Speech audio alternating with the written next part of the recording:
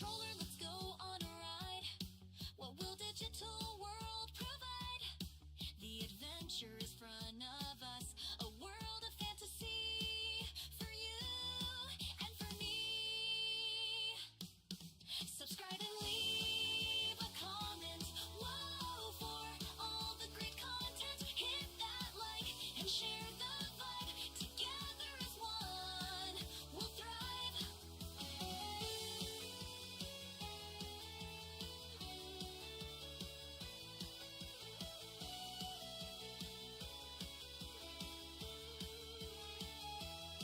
Subscribe and leave a comment. Whoa, for all the great content. Hit that like and share the vibe. Together as one, we'll thrive. Let's keep the inspiration alive.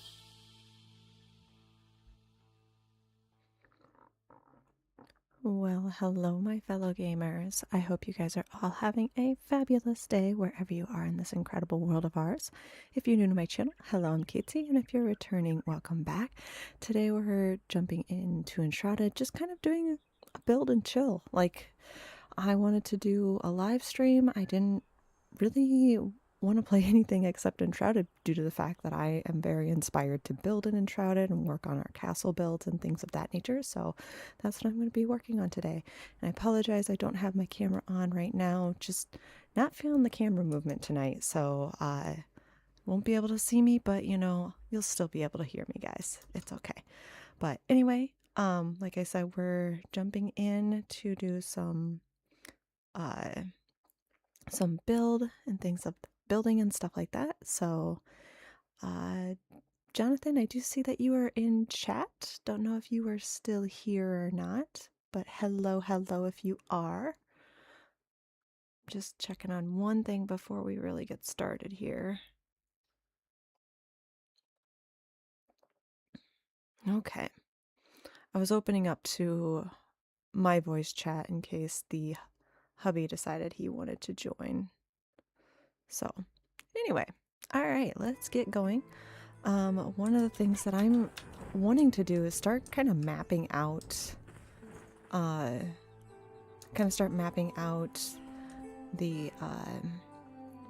sort that I'm looking for, the castle build. I have some ideas that I want to start trying to build out, figure out, things of that nature. We'll probably be bouncing around when it comes to builds and stuff, just because of the fact that I kind of go wherever I'm inspired. So yeah, we'll just kind of play around, play it by ear. Let's see, one of the things I do need to go run and do is come up here.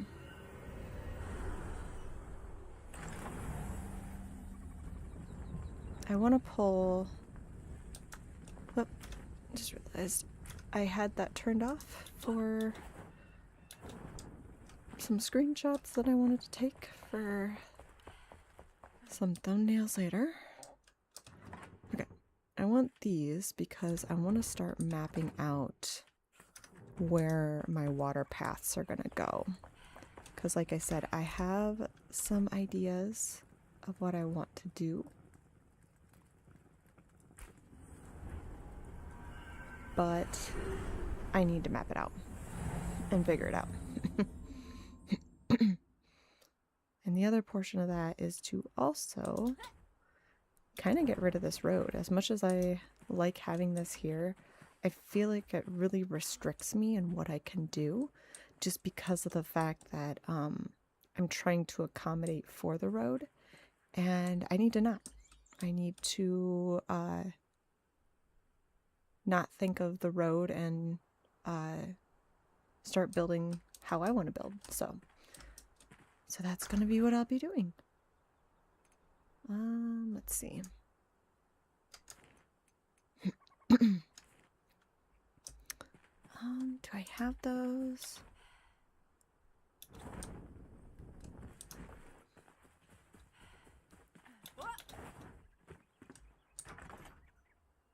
So like I said, very, very chill building tonight.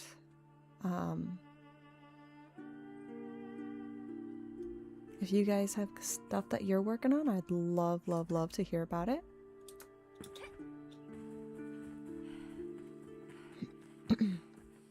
But one of the things that I'm going to do is extend this cliffside, at least the top portion of it, to be like an overhang of the road below. So that's one of the things that I'll be doing. And making this a more dramatic piece. So part of that will also include removing this.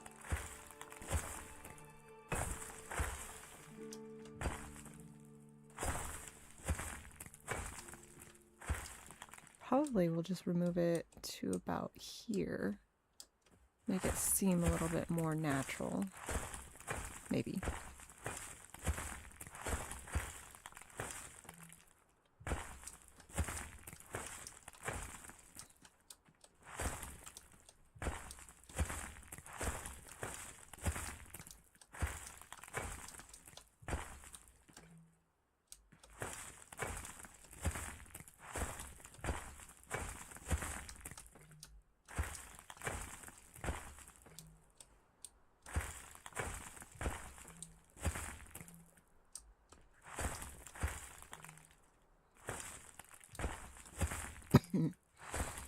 The other thing that I do want to do is start really working on my altar up top there, because of the fact that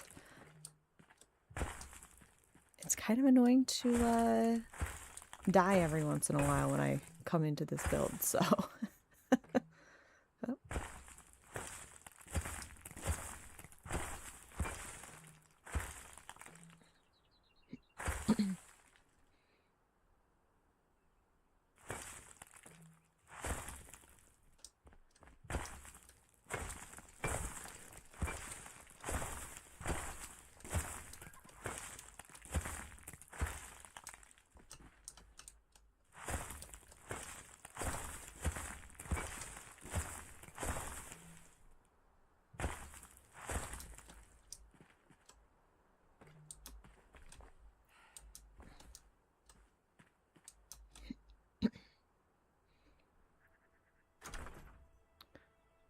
Top there and start working on this.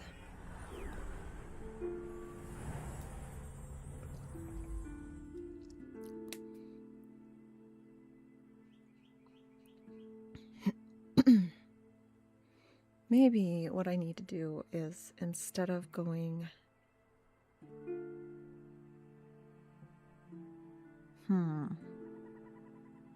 because originally my thought process was to go from this altar straight over there to that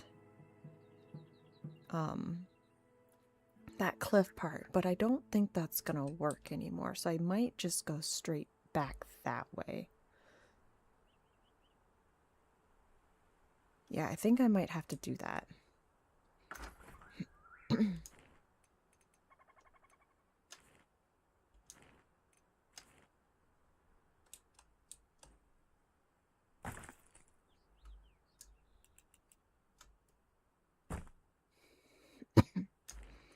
I apologize for the coughing. I've been having a tickle in my throat pretty much all day today. I don't know if it's like, whoop. I don't know if it means that I'm coming down with something again or what's going on. Not thrilled about it, but what can you do too? Not really surprised either with BB being sick the last few days.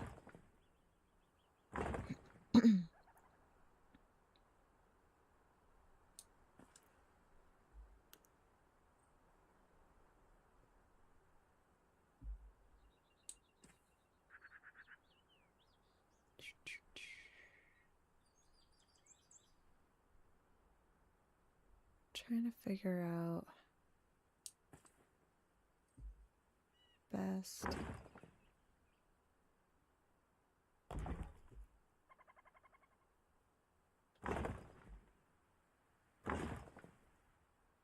Okay.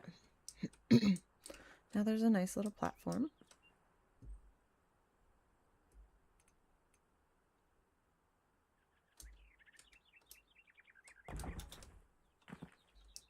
We're going to bring this down just a little bit.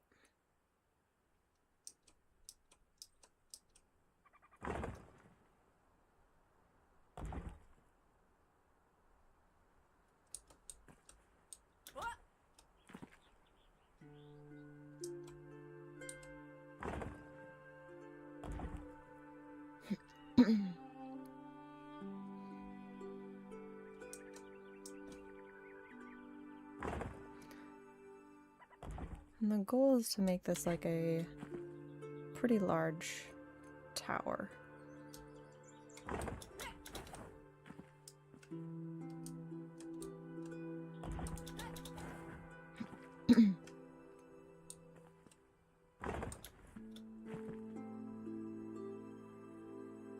Okay.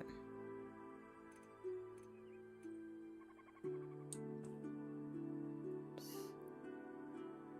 that how it's supposed to be? I don't think so. There we go.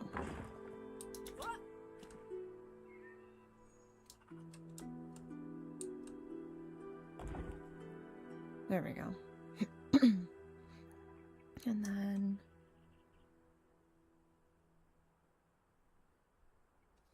okay, hang on. I have to think this through just a little bit.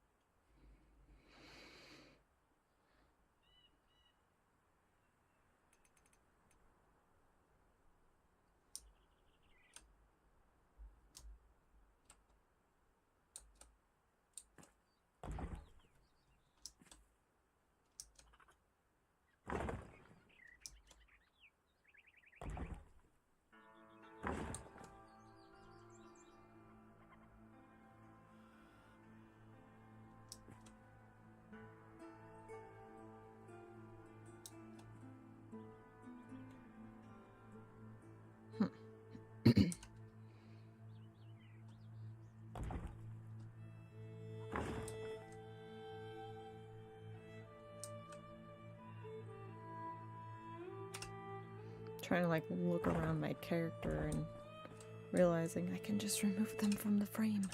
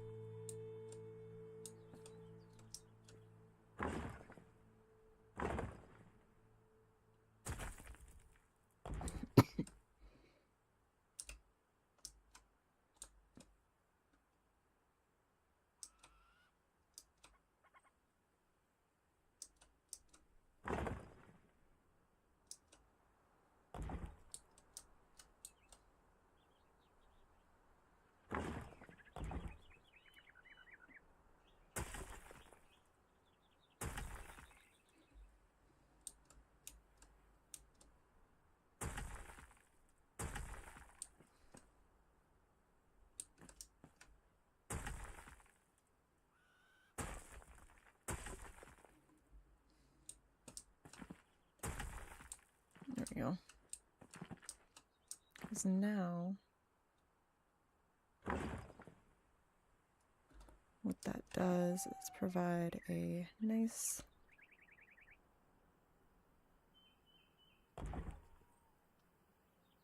platform.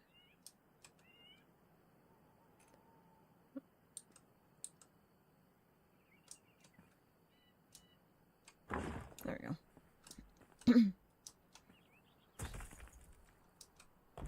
Nice platform for there to be water. And then...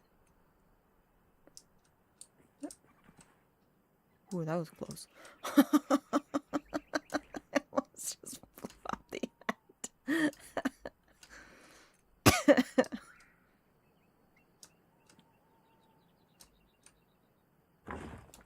And I just want this to be straight across here. Right.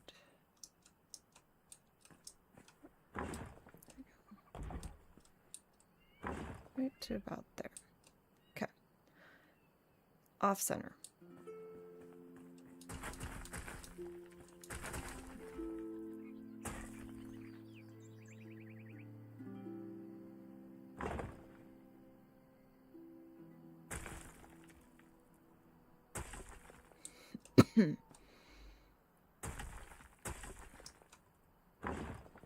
Hello, Robert. Welcome in. Welcome in. How are you doing tonight?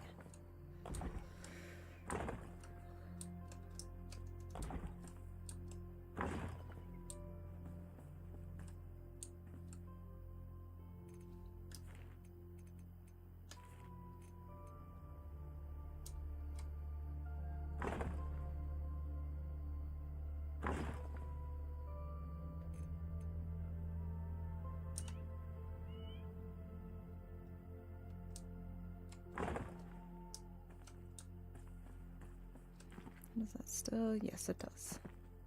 I'm tempted. I wonder if I need to go down one more level. Yeah, I think I might have to. Just to give it some depth. A little bit. I have been almost stepping off almost way too many times. We'll start off with just this first of all.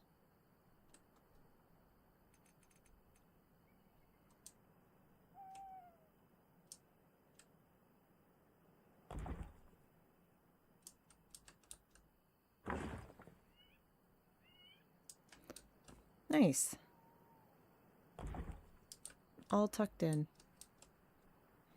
It's a cozy way to watch a live stream indeed. Okay.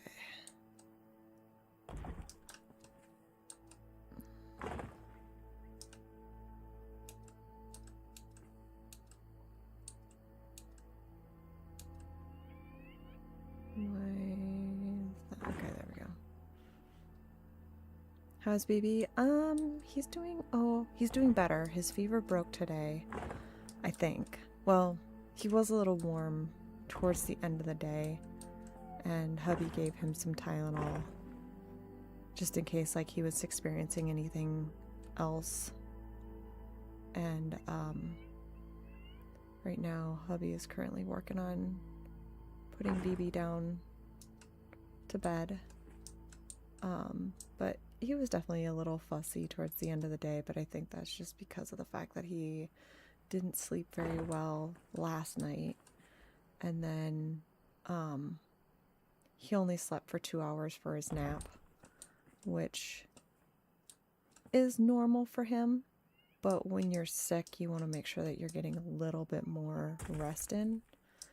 And so we would have liked if he would have done maybe like 3 hours instead of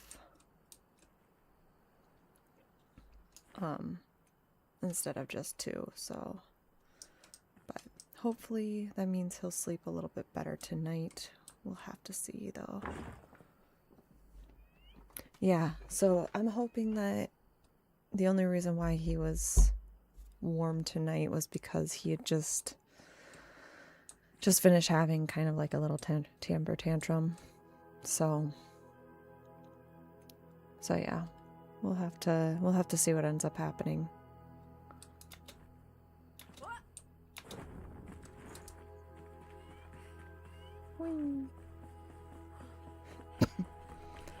Okay, so let's see whether if I've got those other ones in here. I do, sweet deal. And I don't know if I want to do these or these yet, but we'll try them out.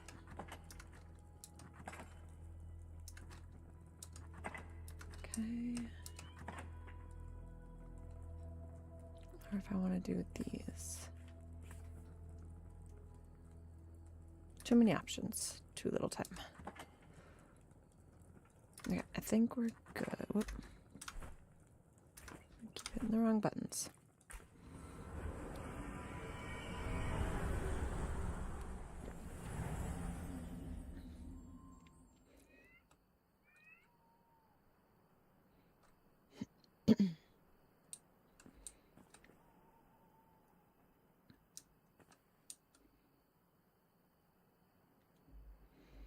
Okay.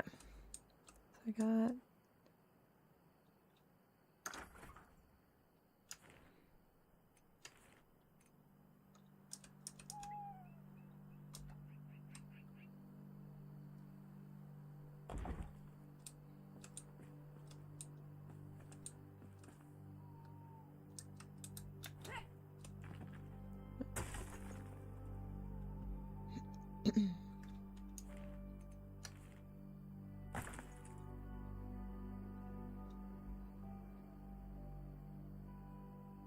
oh, you're talking about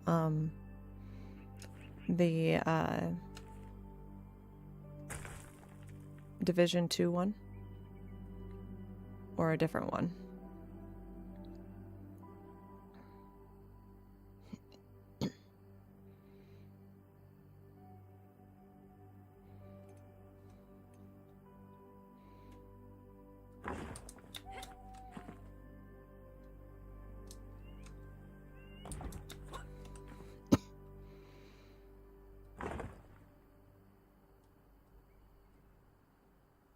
Oh, the Division 1.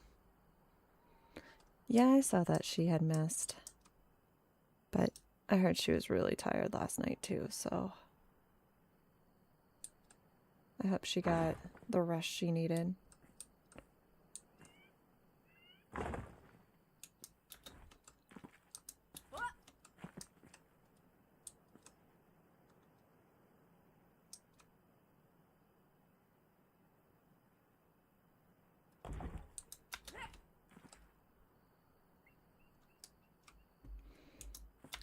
This is when I need daylight to come into play.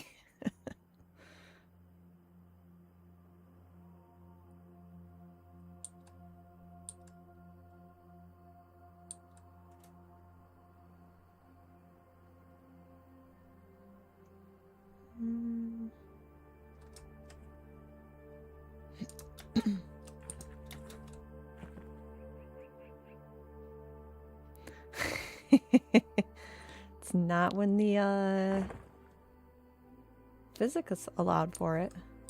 Hello, Teddy. Welcome in. Welcome in.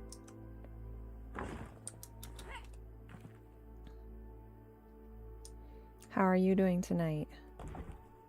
And it's not floating. See, there's a structure.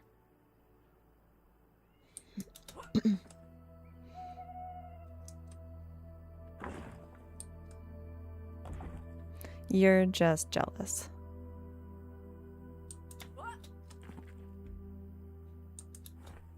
You're just jealous of how awesome my floating structure is, despite it not being finished.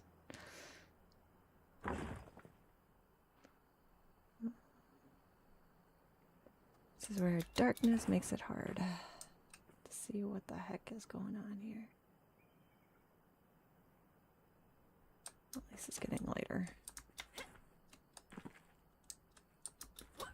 Ish. Okay.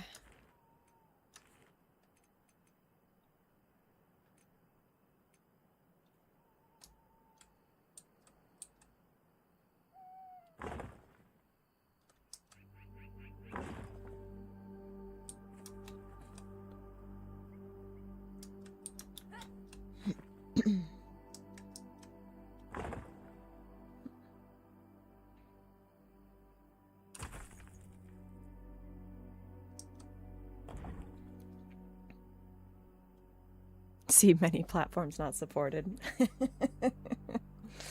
Yeah, well. Working on it. Working on it. It's a process.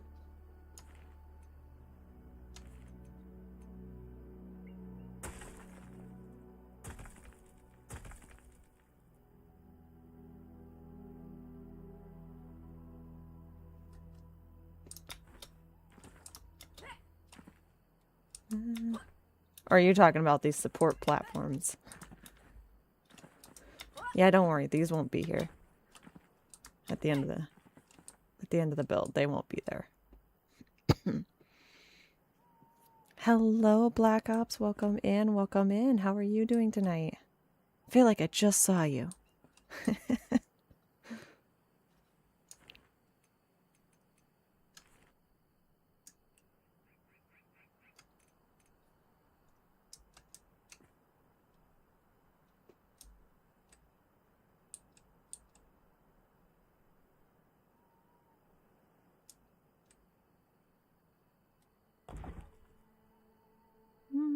Actually, I'm gonna do this. I did this before, and I'm gonna do this again. Just because of the fact that I really liked how it had turned out originally.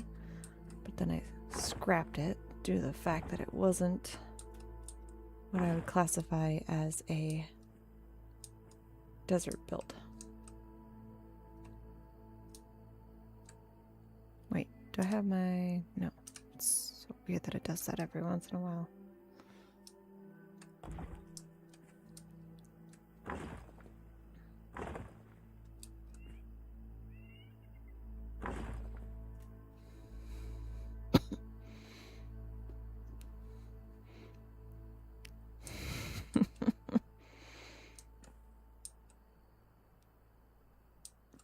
They won't be there, Teddy. They're just there to prevent me from falling. At least I'm not using a mod to let me float or anything. I'd never hear the end of it then.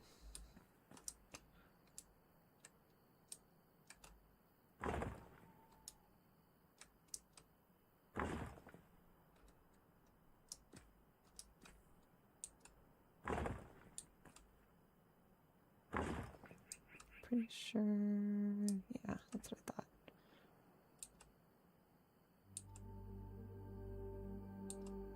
There we go. And... yeah.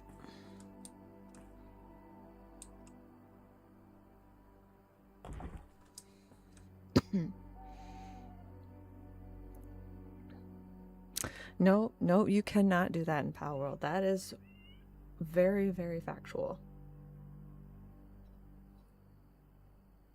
Which is why when I return to Power World, it is going to be a struggle to build. Because it is definitely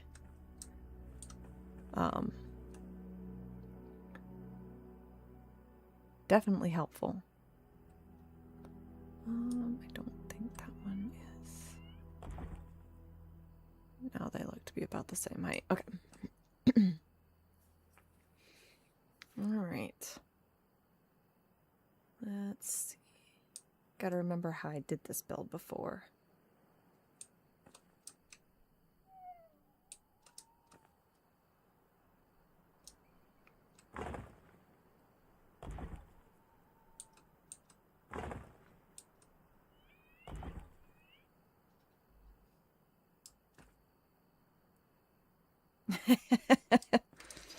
Well, that's good. It was kind of funny, by the way, Teddy. I saw another streamer put out a video on some of the best places to build in Power World. And the building requirements were divided out into three categories. The first one being most resources. The second one being aesthetically pleasing, and then the third one being the most open area. And it was funny because the ones that he went through, he was explaining the area and why this would be a good place to build based upon the category that he put them in. And the entire time I'm sitting there like, built there, tried to build there, built there. Just like going through the checklist. And just being like, oh yeah, I built there. But it was super funny to go through all of that. Hello, Luna. Welcome in. How are you doing tonight? Teddy says you are a pro at building in Pow World now. We're gonna see some pretty incredible builds now. I thought I brought the well. Did I not bring the well one in here? I did not, dang it.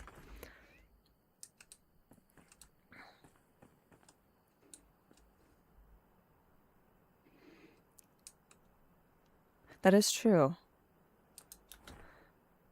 All you have to do is say Luna's name and she magically appears.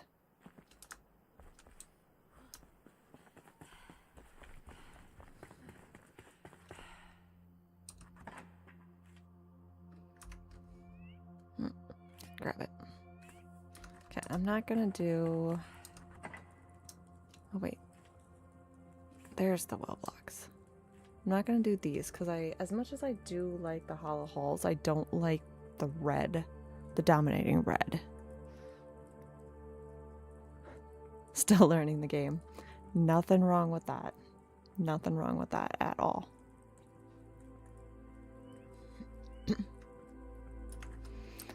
I'm sure you've already, what's the word that I'm looking for? I'm sure you've already surpassed Teddy. It's okay.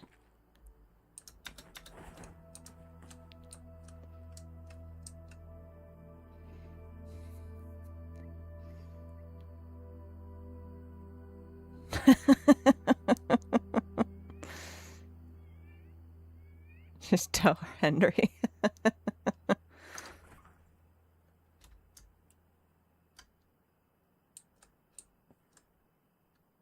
Wait, where did that... Oh, I didn't put that back there. Okay. Oops, missed one.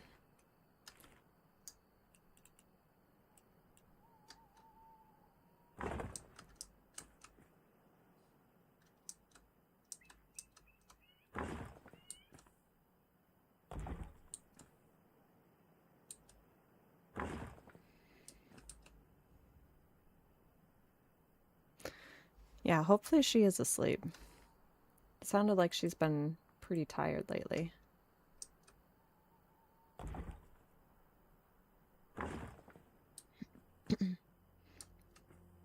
Okay, do I like that or do I want to try... Nope, not what I wanted. Or do I just keep with what I have? With this. Alright guys, this is where I need your opinion. And it'll probably be easier to see in the light here, but you guys think that I should use this block right here, this one, or this one for the columns? I'm gonna keep the midnight, the blue strip in there, but I'm not sure what the other offset should be. So what do you guys think? Stealing gifts on YouTube. Yeah. Fiona forgot. Spray it then she... Oh, I love how you guys are just trolling Fiona and she's not even here. It's fantastic. Although I was getting her pretty good in stream earlier today. Until Jersey killed the stream, you know.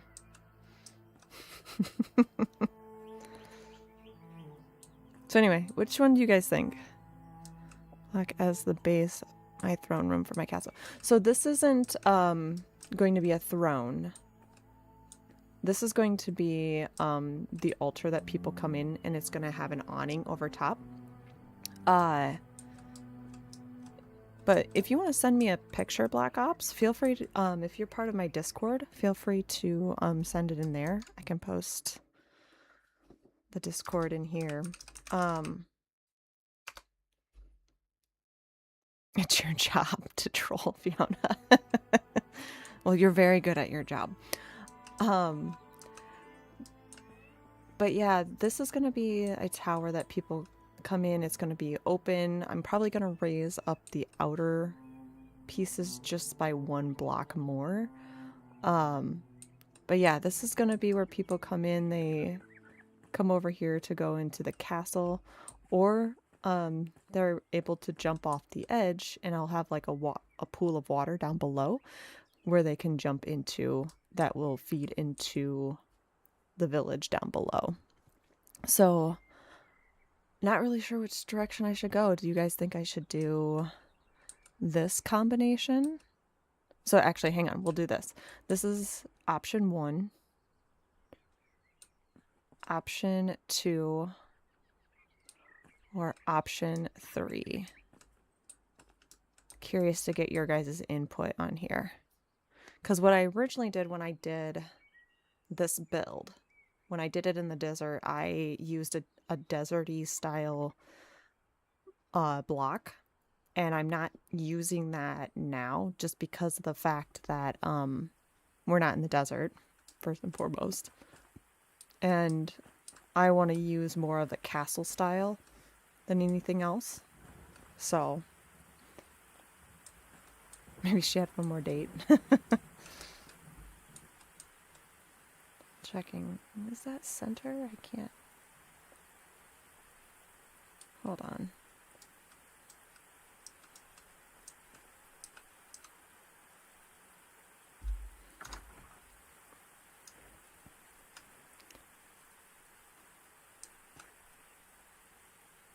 Two, 3, 4, 5, 7, 8, 9, 10. Okay. So hang on. 1, 2, 3. Not helping me. There we go. 2, 3, 4, 5.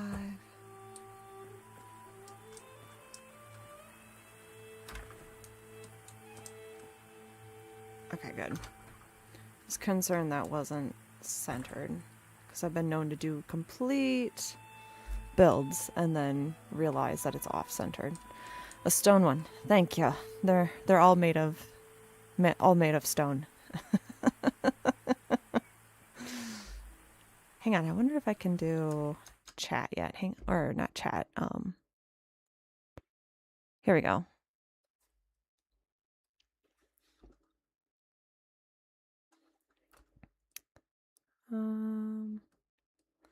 So white stone.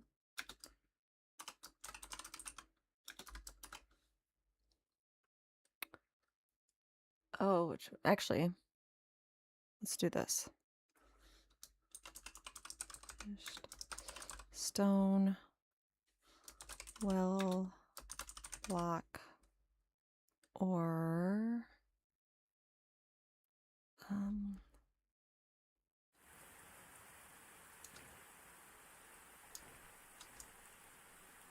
what is it? Well, block or midnight tomb.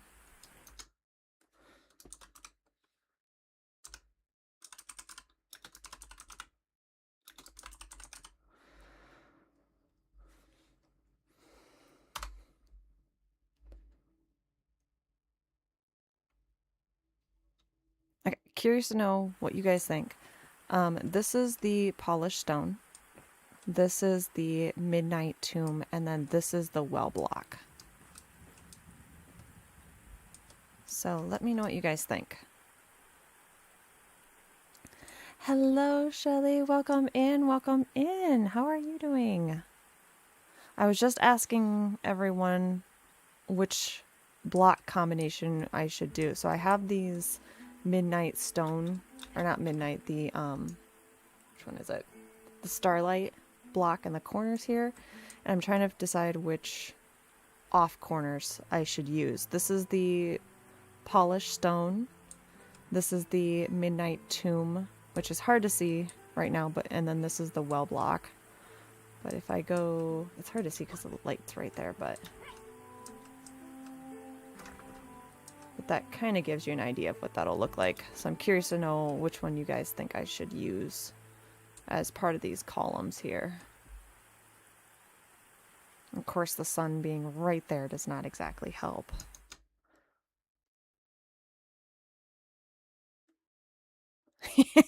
You guys. Equal split between all three. You like the polished stone? Okay.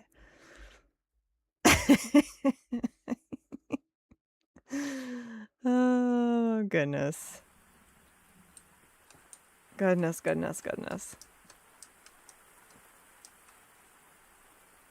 Actually, I'm curious if I have this activated yet. Hang on.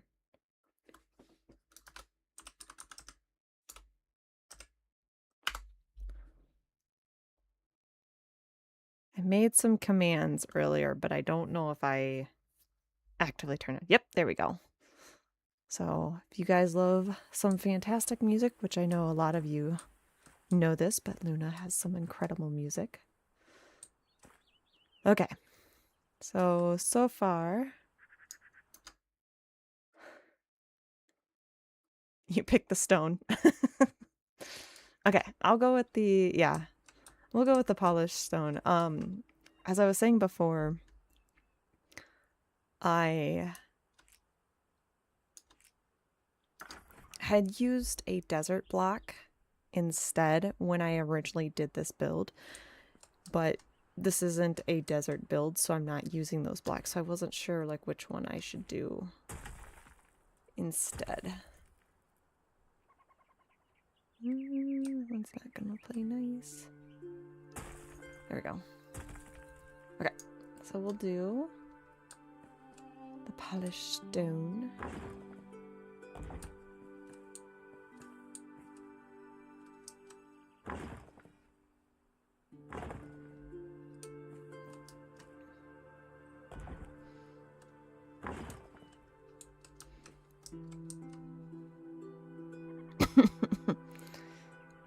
Is trolling now.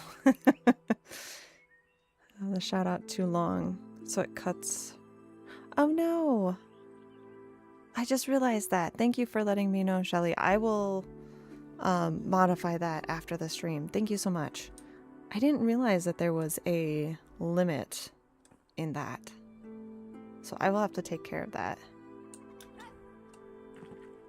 Apologize for that.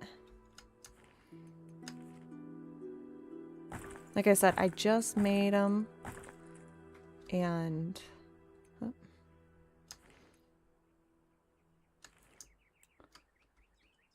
And I didn't realize, and I was playing around with the wording and everything, and so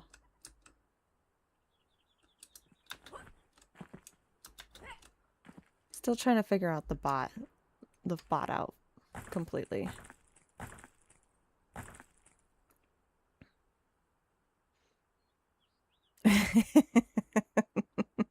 No problem, Shelly. No problem. I appreciate it. Okay. Let's do this instead.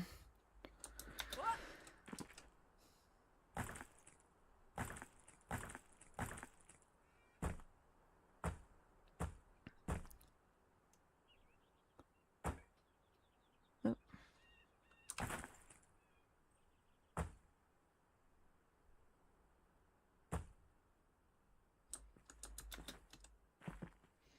Playing around with this a little bit. And of course, Luna. All right, I'm gonna end this. Been there, done that. It happens, yeah.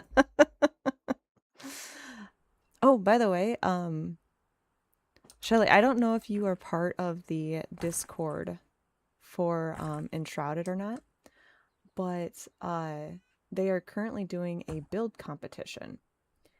And Wait, that is not... Hold on.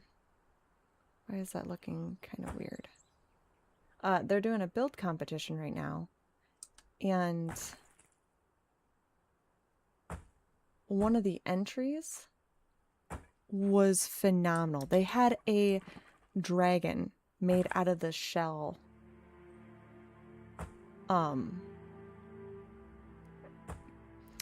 what are they called? I'm gonna have to look them up now. Made out of these things. These materials. They made a dragon out of these materials. I was completely blown away by it. It looked absolutely incredible, but they're doing a contest right now where they're wanting you to do a water build. I thought about entering, but I have really no ideas at this point in time. And yeah, I was blown away by that entry. I was like, oh my gosh. And it's given me some really, really great ideas that I'm gonna have to try out.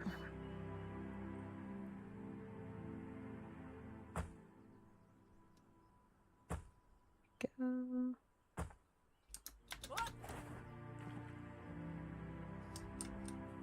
Yeah, it is absolutely nuts what they created. I never would have thought to do that. Like, don't get me wrong, I have done some incredible, or I've done some interesting builds with, I wouldn't necessarily say incredible, but I've done some interesting builds with furniture pieces, especially when it came to Animal Crossing. But that was just crazy what they did. Like, I would have never, ever have thought to do something like that.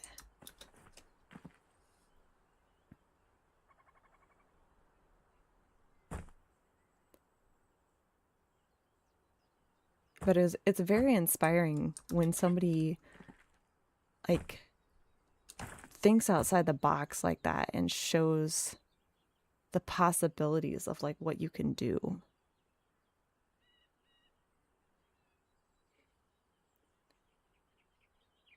Fish and chips, and for dessert, cheesecake. Ooh.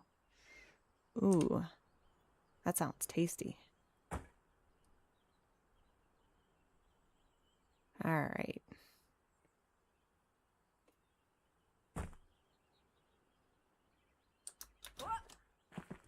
Is this gonna play nice? Probably not.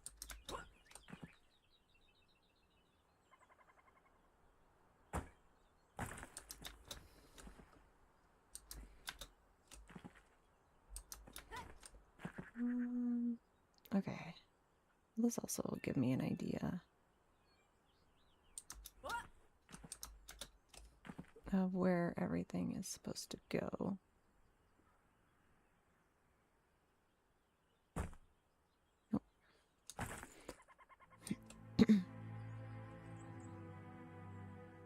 Yes. Yes, my channel name is Dragonverse for Discord. Okay, that wasn't what I wanted.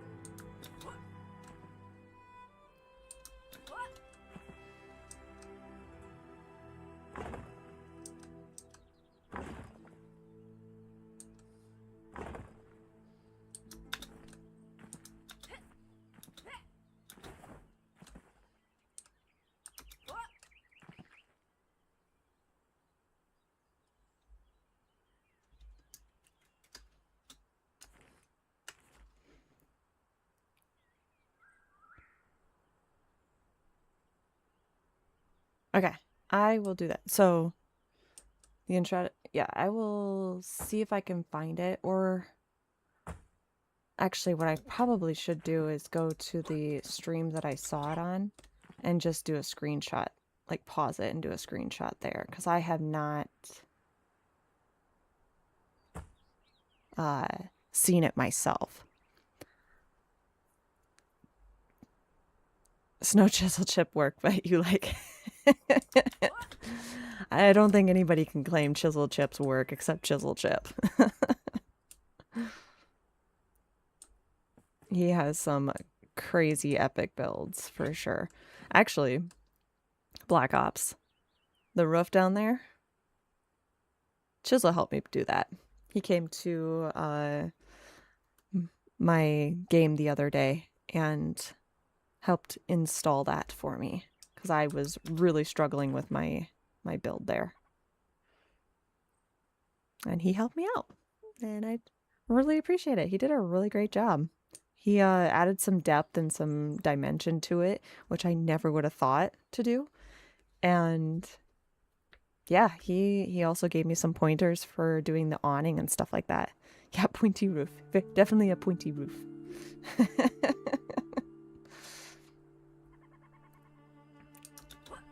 It makes me think of,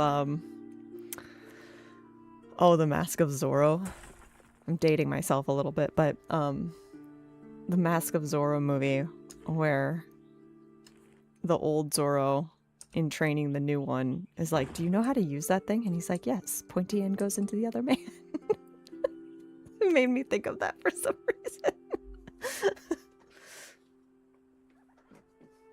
Yes, they are. Heading out. Need to go veg for a bit. Hopefully get some sleep. Night. Have a great stream. Oh, thank you so much, Luna. Thank you so much for dropping in. I will work on fixing the shout out for you by the time I have my next stream. So I apologize that I didn't realize it cut off like that.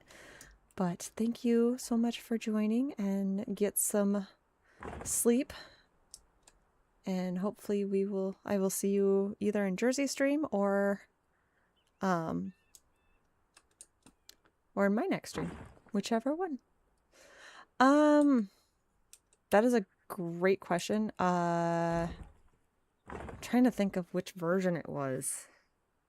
I know it was The Mask of Zorro. That is the official name of it.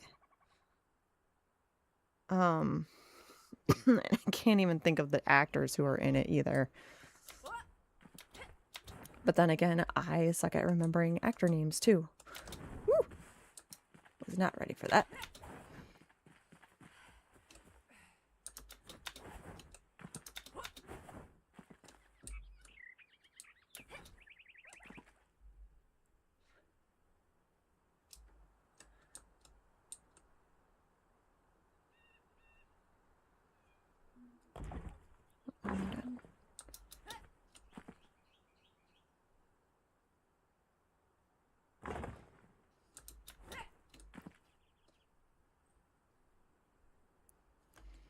Okay.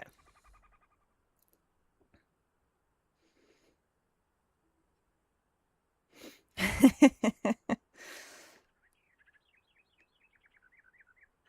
I don't know which version it is. I really wish I remembered. I can't remember which one. Now it's gonna bug me.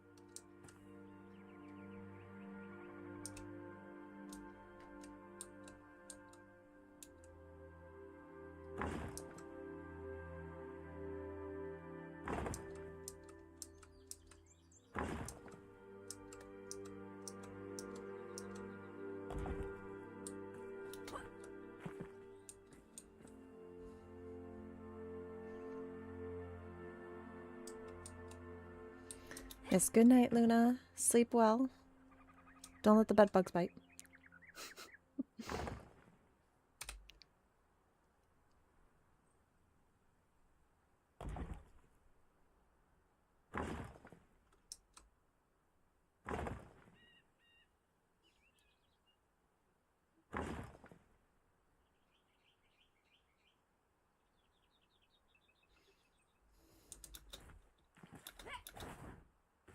Okay. Let's see if I can do the rest of it from down here. Doubt it, but you never know. Don't know unless you try.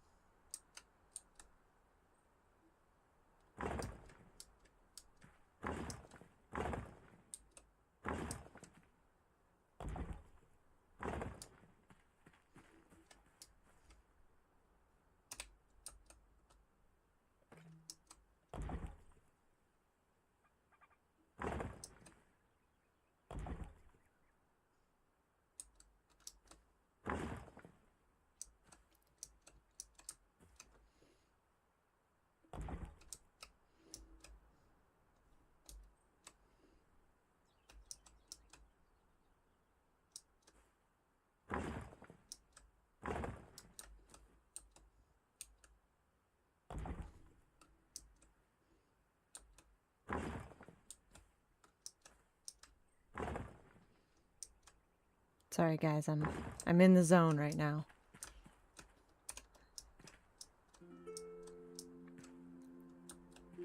Just working on building.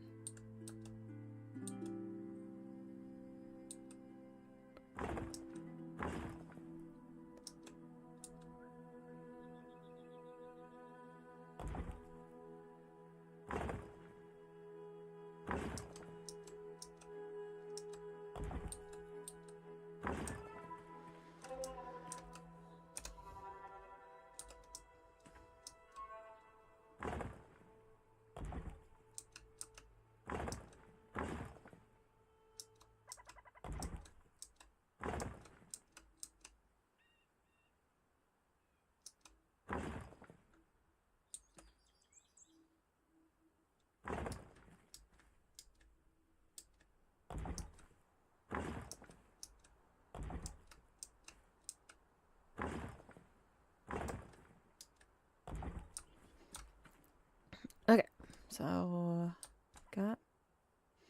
thought I had most of that.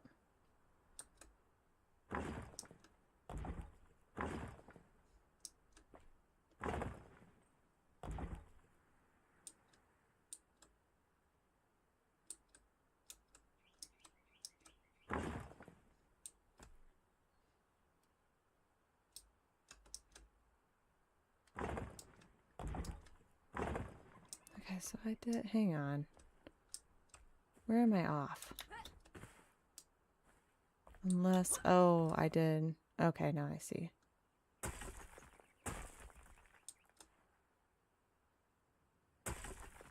Though I suppose that really doesn't matter because I am going to bring that top piece down.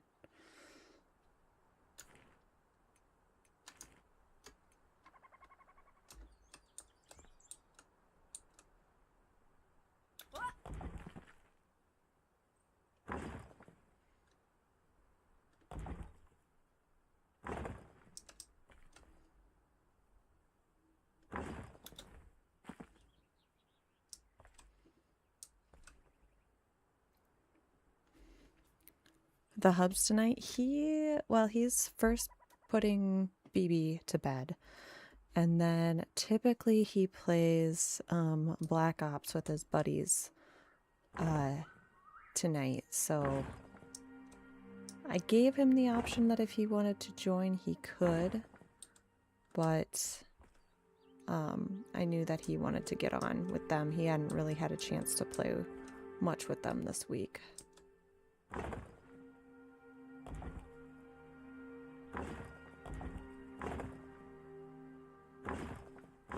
So yeah, that's usually what he does on Friday nights. And usually I'm streaming on... So he has two groups that he usually plays Black Ops with, or Call of Duty, or not Black Ops, Call of Duty and some of those other shooter games. He has a group that gets together on Thursday nights only because of one of his friends' schedules. They got 4 kids, so pretty much only allowed like one night a week to game. And then the other person, or the other group, usually gets on tonight. So yeah, that's what he's doing.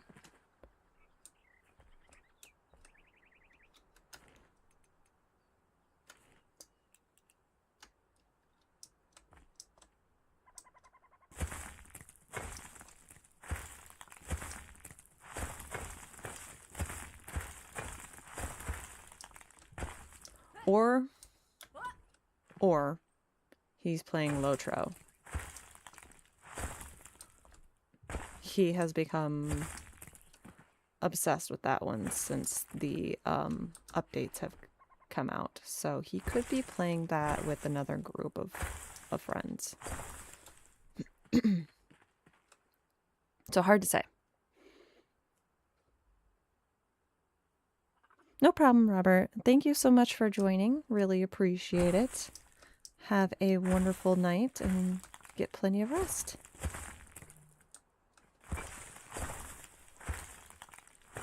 Like I said, appreciate you stopping in and saying hello.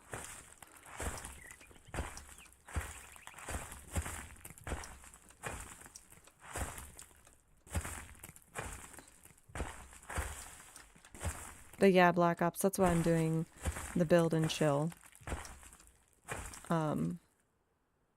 Because of the fact that I knew the hubs wasn't going to be joining tonight.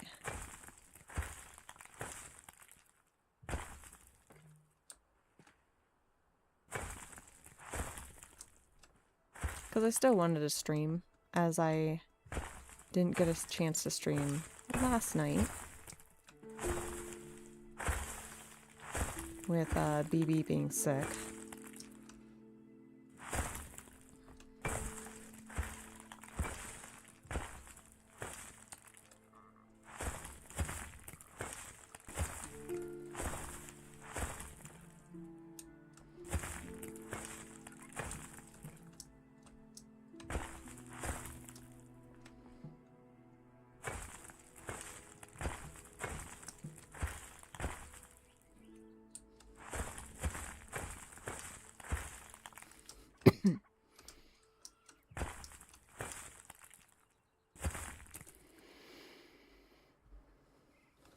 Okay, what do I need to do?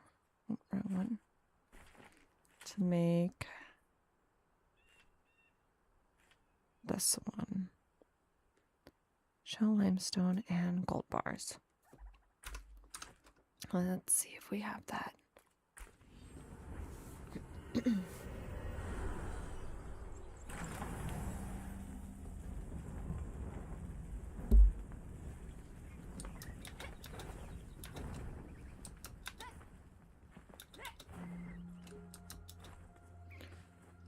I'm not gonna progress. Ah, my favorite patron. Hello there. The quest because I want hubby to be here for that.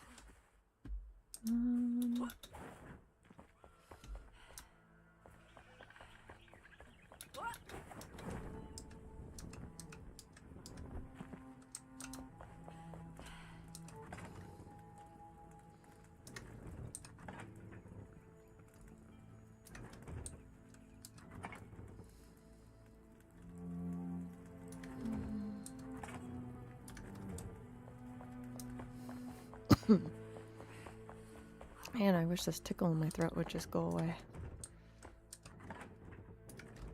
Checking a few things here.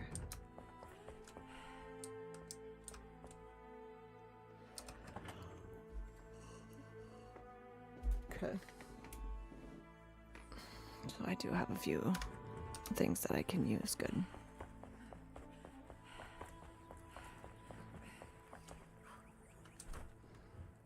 Don't know why I went up the steps, but I did.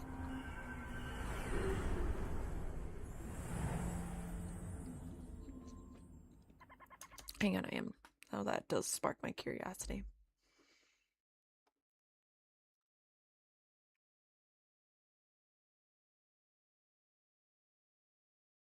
Okay, so he is in voice. Oh, he's playing Lotro. Hubby's playing Lotro tonight.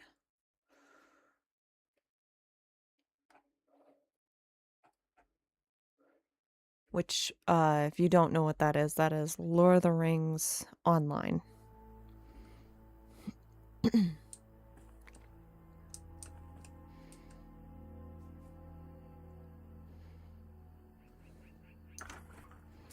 Chime.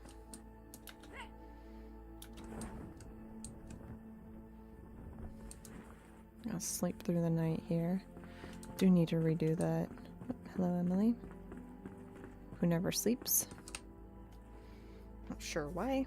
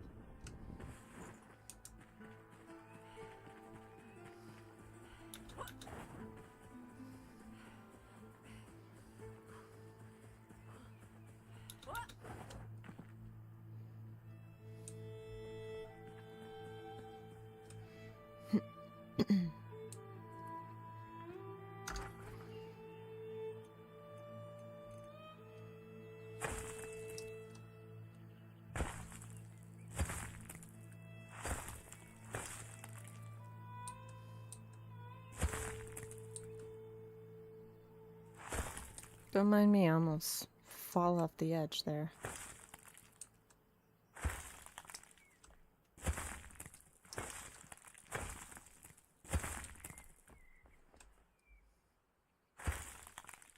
Black Ops, if you're still here, how are the contest submissions?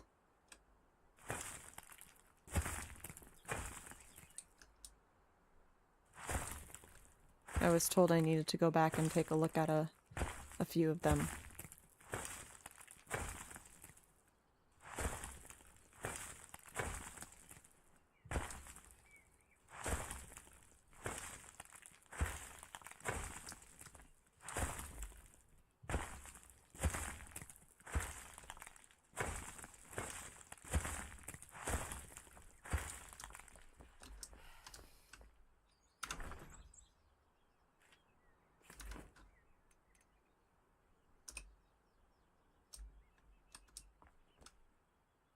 Why is that not wanting to click in?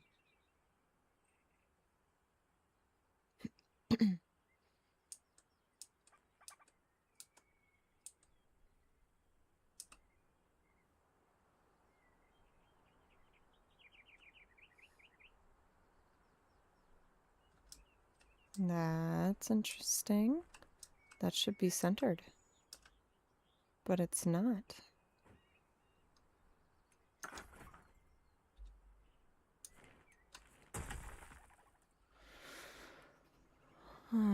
Okay. Where did I go wrong?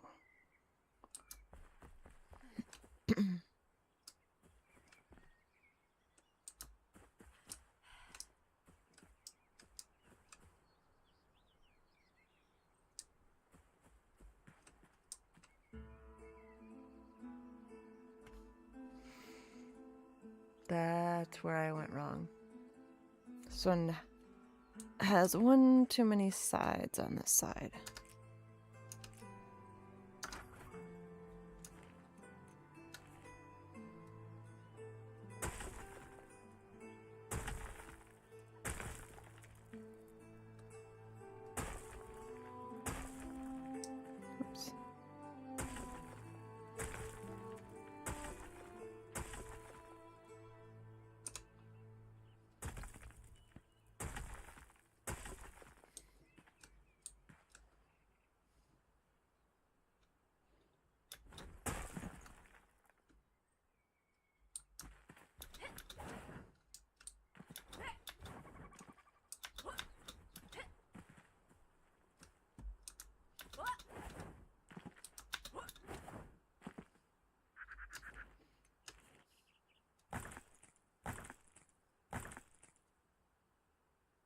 Yeah, I see what I did wrong here.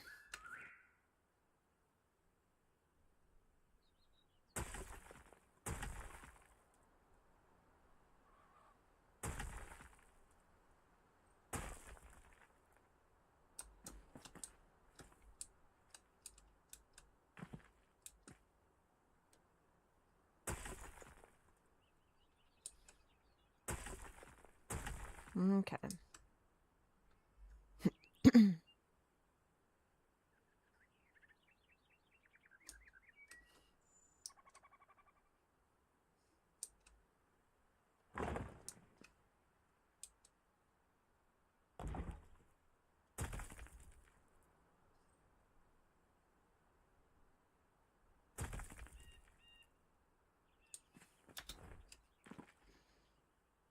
Now that makes a little more sense. Like I said, I thought it seemed off. Oh.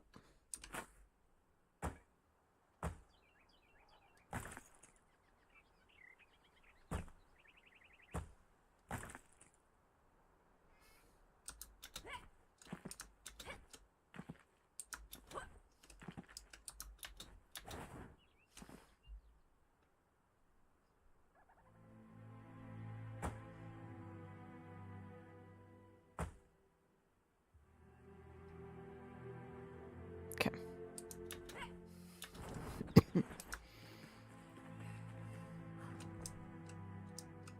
There we go. Loads better now.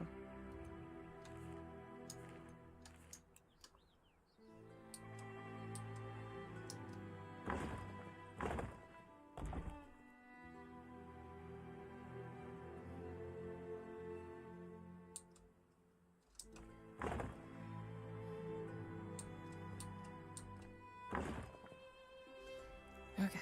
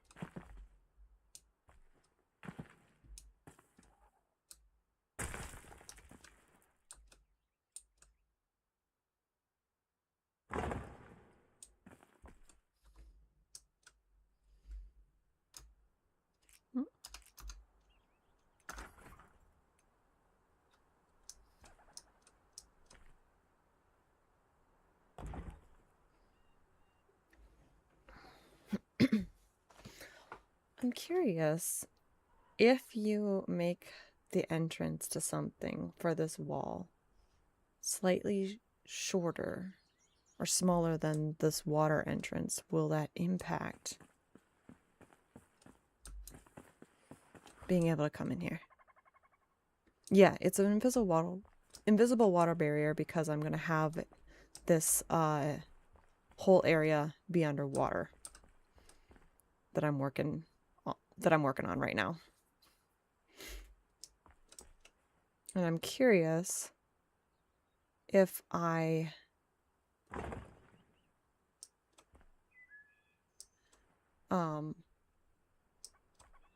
just gonna end up doing this instead. If I make the entrance to it smaller, so like I cover up most of it so that way you're only going through a small portion of it, or if you have anything that kind of interrupts it, like the grass here, will that prevent the barrier from working? I'm very curious about that.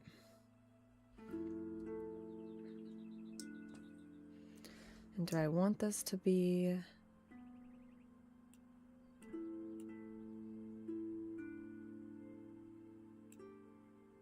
Actually, what is the block that I'd use down here?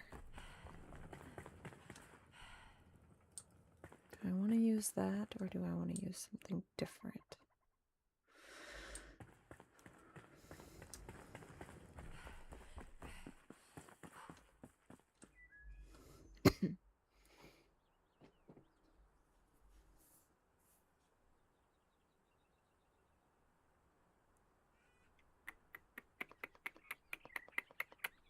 So many decisions, so little time. Or do I just kind of leave it?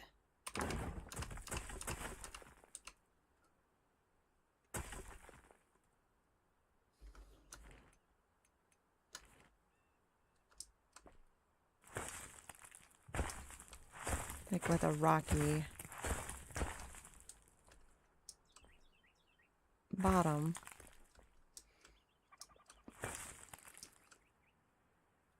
With the idea that most of the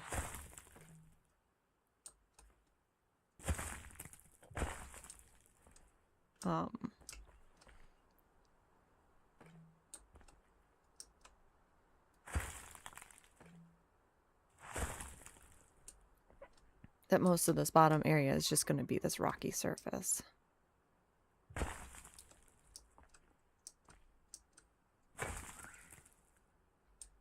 So many decisions, so little time.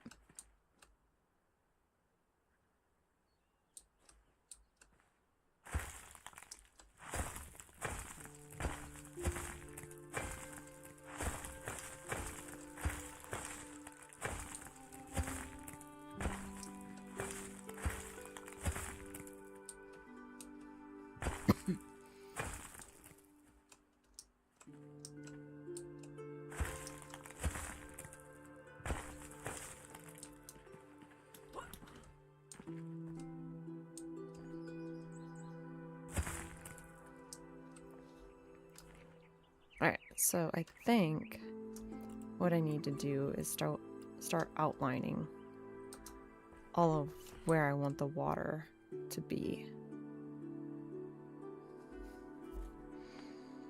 I think that's going to be my biggest thing right now.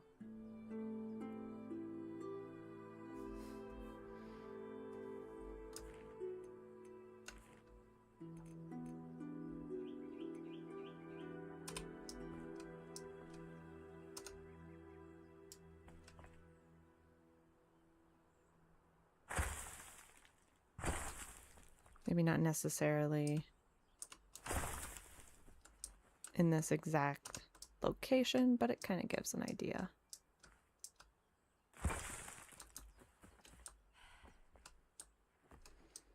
And I want this to come down.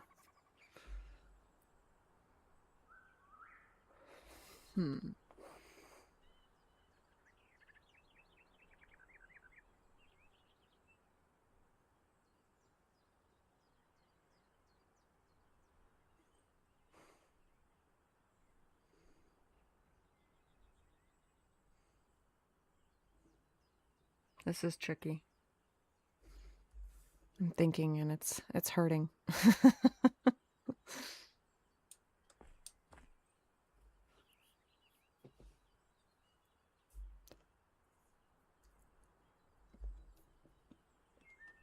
Because I want the water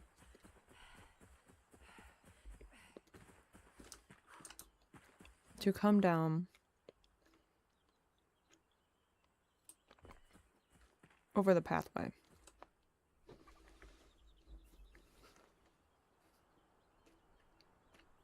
And it might be one of those things where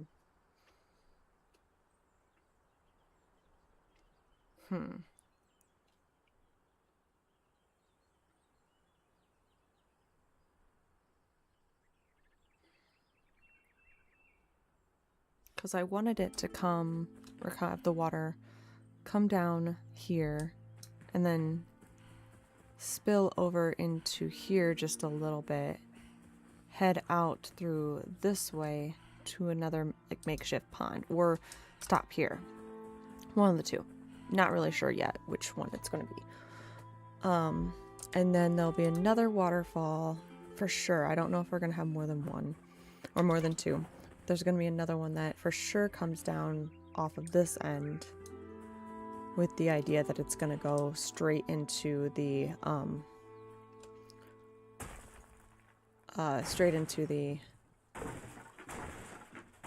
pond down there.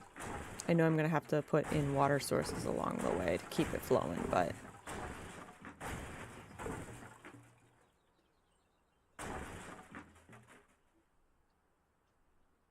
okay.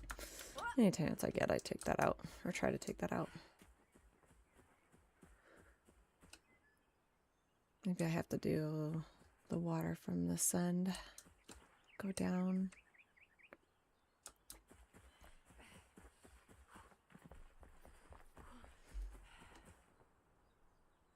Because, yeah, the gate's right there.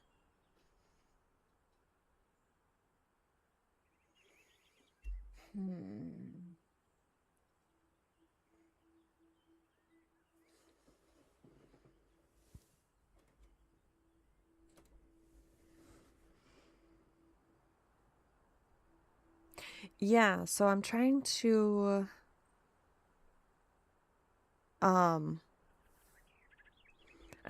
create something that is gonna come down over here, because originally I was trying to figure out how I was going to hide the entrance to the vault from this angle, because there's gonna be at least two entrances, the first one being right here at the base of the shroud, or not the shroud, but the flame.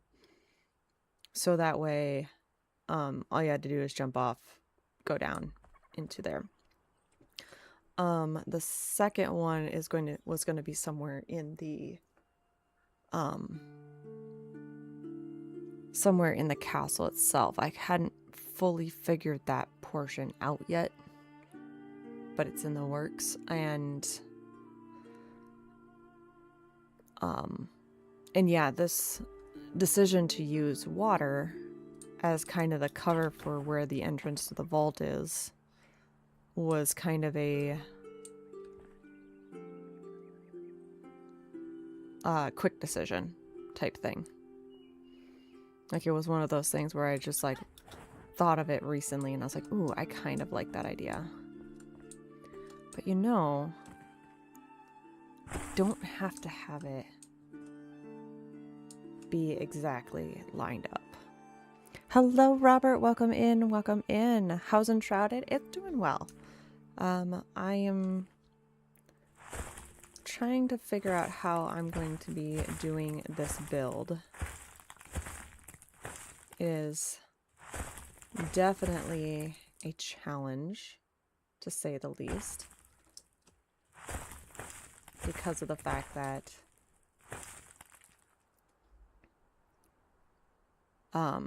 because of like what I'm trying to accomplish. But otherwise it's gone pretty well.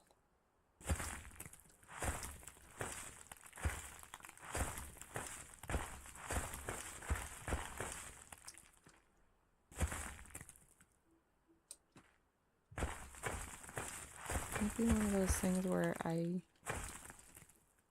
do more of them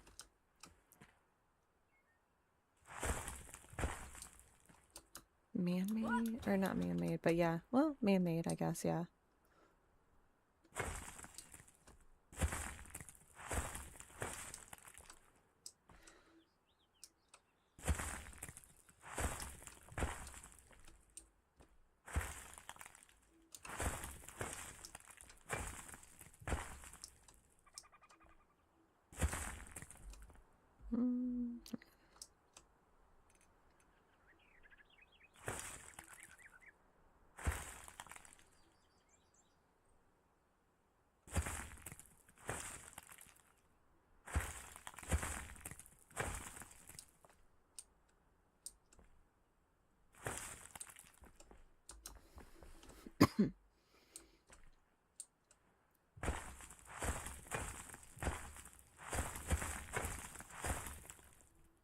I suppose for the base it doesn't necessarily have to be level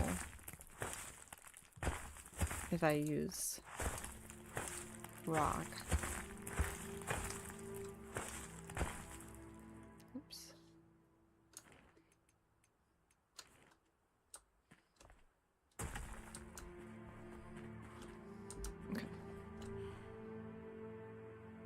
maybe what I do is have it so that way it comes maybe at least.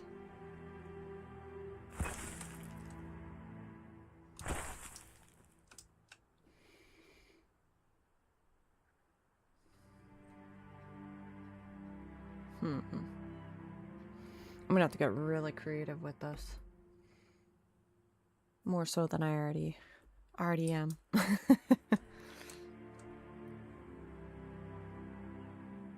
This is gonna be a very, very interesting build, to say the least.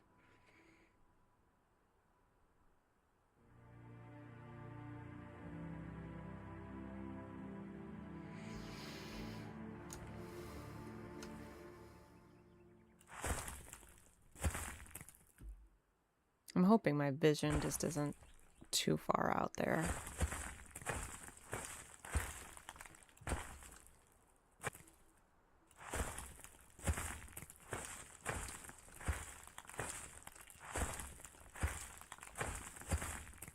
Uh-oh.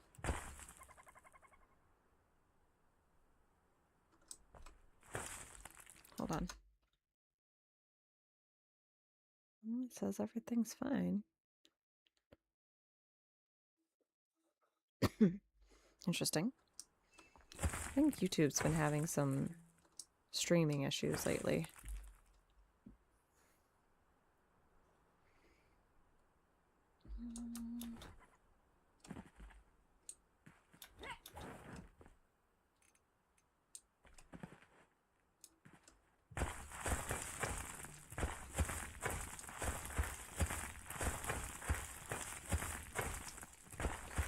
But how are you doing tonight, Robert?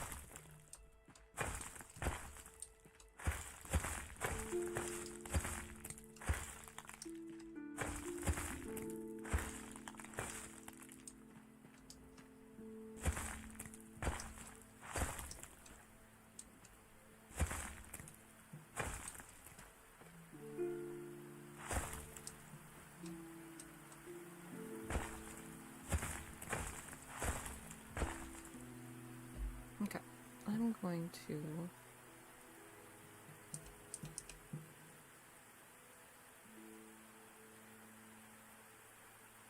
start filling this in.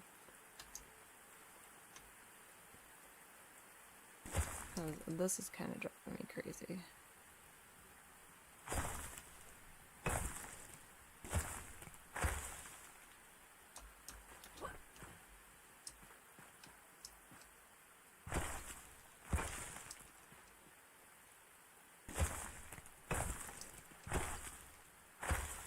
I think if I don't have the road, that might help me visualize things a little bit better.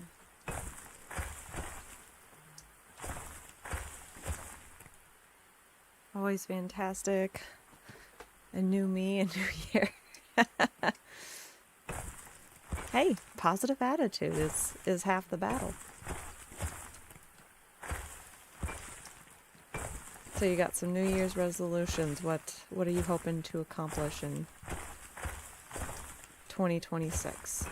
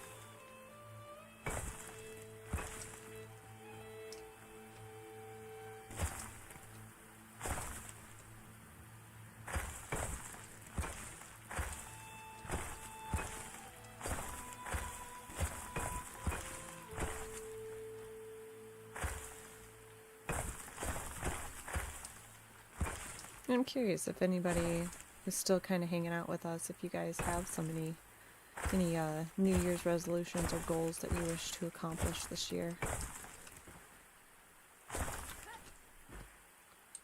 And what those might be. If you don't, no big deal. I really don't know what I want to accomplish in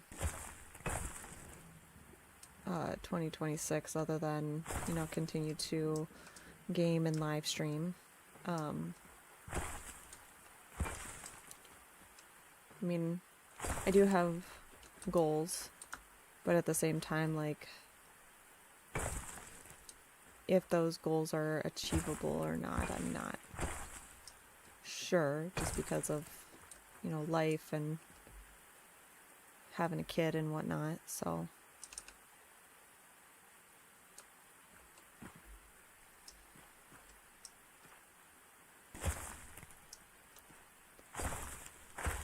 Because obviously my priority is my family.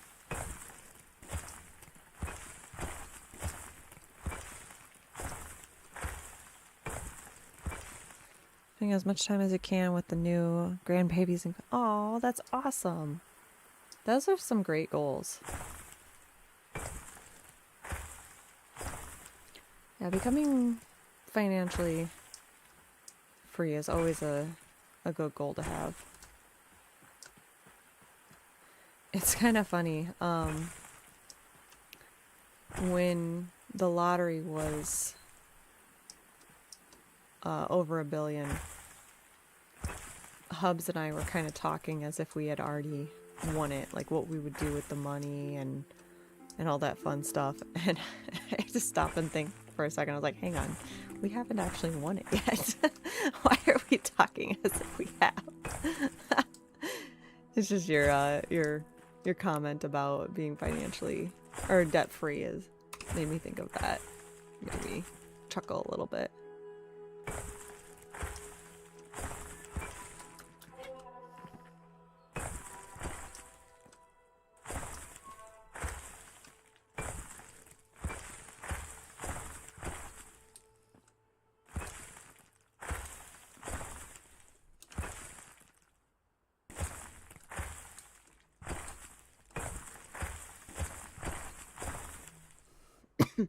Gotta play to win. That is very, very true. I only play when the lottery reaches a certain amount.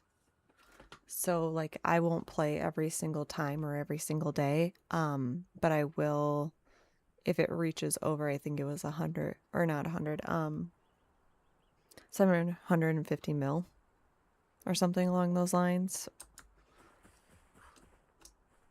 Or not 750 mil, probably like 500 mil or something like that.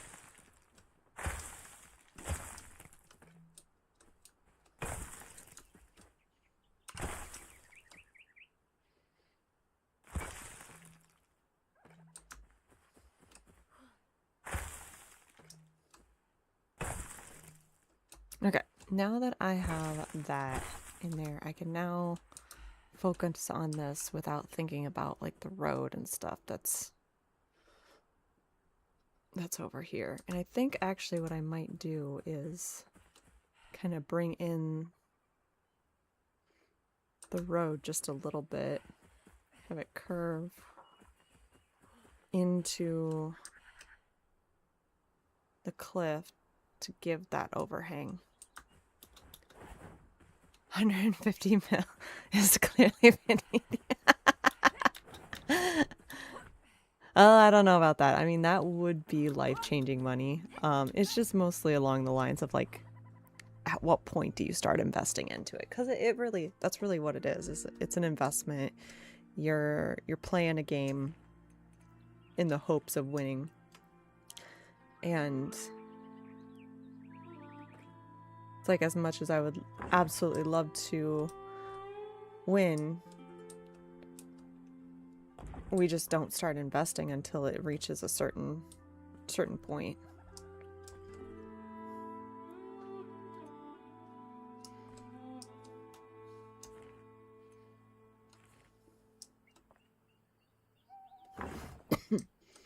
wonder if this will work.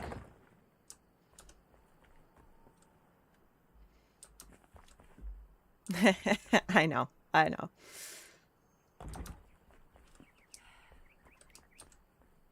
I gotcha.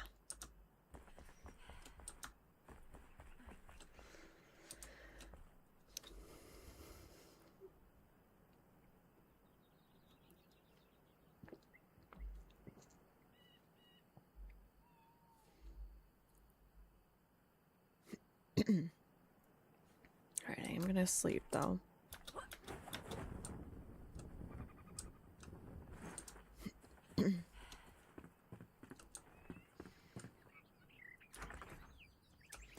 Man, I can tell I'm kind of hitting a wall tonight.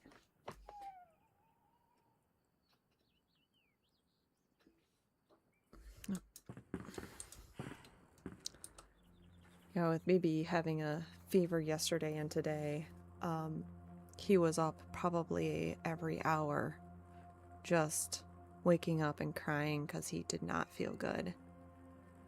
And the only way we could get really any sleep out of him was if we brought him into our bed. And we didn't get any sleep at all because of him being in there with us. And then, and yeah, it was just really hard on everybody with him not feeling good and then him not getting a lot of rest either. So definitely feeling it now. No, not fun at all. Not fun.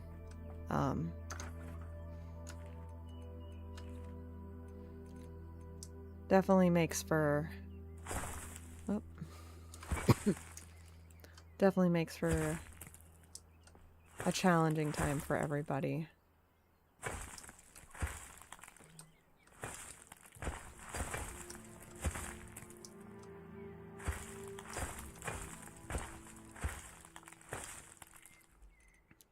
But we think he's on the mend. Hubs did say that he was a little warm earlier, so he gave him some Tylenol, which that stuff is miracle worker kind of stuff. Like, it's incredible how fast that stuff works for toddlers. And he said he was a little warm, but I was like, he was just cuddling with me, so I wouldn't be surprised about that if he was warmer. Okay. I'm just trying to outline where this water area is going to be.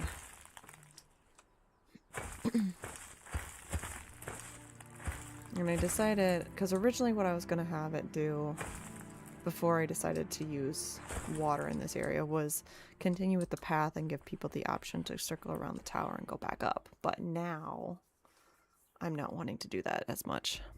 Have a blended family and have about 10 kids between the two of us, 5 each. Been there. Don't MVP. Oh, thank you so much. I really appreciate that. Yeah, he does incredibly well with illnesses. This has probably been a little bit more on the worse side for him. But normally he's really, really good. He's such a trooper when he's not feeling good. The morning, or yesterday morning, it was kind of crazy because he woke up and he was just so happy. Like, having kind of the best morning that he's had in a really long time. And just super happy, and giggling and smiling. And then we go to work not thinking anything is wrong. And then we all of a sudden get a call from his daycare and he's like, yeah, he's got 102-degree temp. And I was like, what? Where did that come from? So it's just, it was crazy. Like, where it came from and how quick, because that morning he did not feel warm. The only time that he felt warm was the middle of the night, but I thought it was because he woke up and was just screaming. We thought he had a nightmare. because it was not his usual cry in the middle of the night. Because usually in the middle of the night, if he wakes up and he just wants our attention or he wants to cuddle, he has a certain cry. I don't know how to explain it really, but he has a certain cry that he does, and that was not this cry. The cry that we got was pretty intense. So I was just kind of thinking like, oh, he must have had like a nightmare or something. And we brought him into bed with us. And yeah. It was really weird. Really weird day yesterday.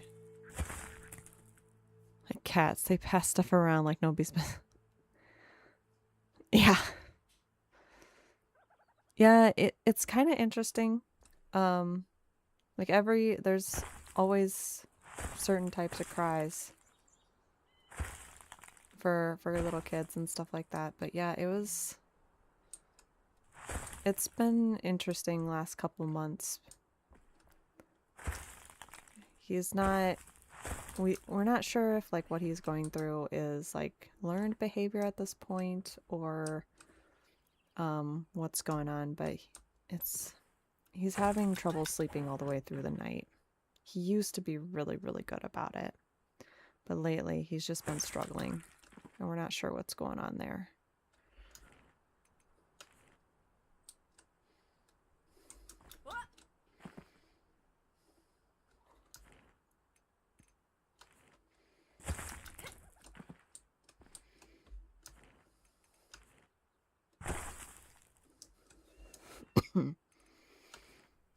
And yeah, now I've got this like little tickle in my throat.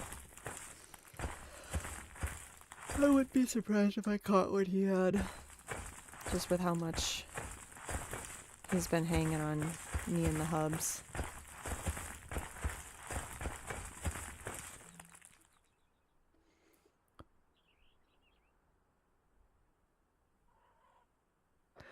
I don't know.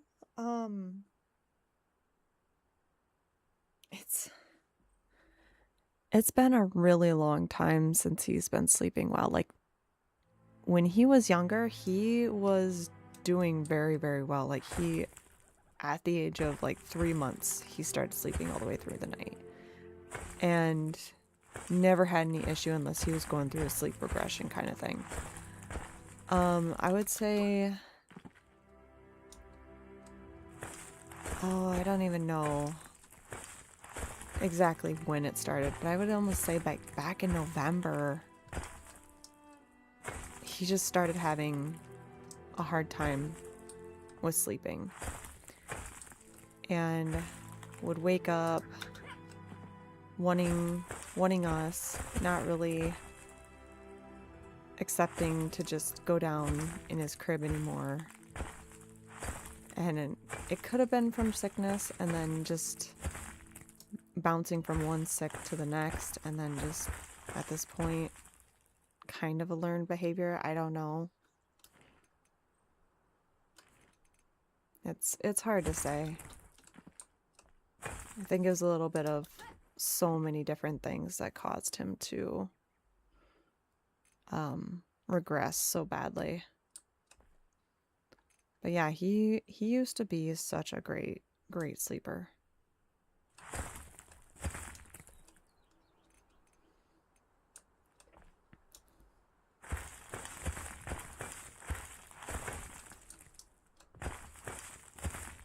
And it's hard because hubby is talking about doing some sleep training, and I have a really, really hard time with BB crying. Like, I get horrible, horrible anxiety from it. So I'm not sure how I'm gonna do with that. Almost 2. Yep. He turns 2 at the end of March.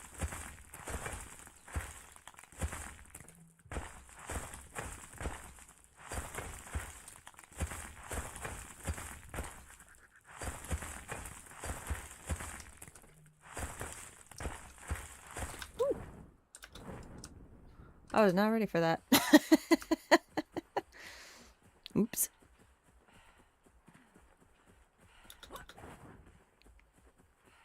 I think I also read somewhere that it's around this age where they start, like, the creative aspect of their mind starts developing. And they can't necessarily name it, but it's like the whole, like, there's something in the dark kind of thing. And he could be doing that. He could be doing a lot of things. Communicate on a normal day, let alone when they're tired. Yeah, that's definitely been the struggle, because anytime that he's struggling, he just wants to just cry, and I'm trying to encourage him to, you know, use your words, buddy, use your words. Because normally when he's not having a hard time, he's really good about talking and stuff, like not necessarily like coherent sentences or anything like that, but he's usually really, really good. But yeah, when he's upset, communication abilities definitely go out the window.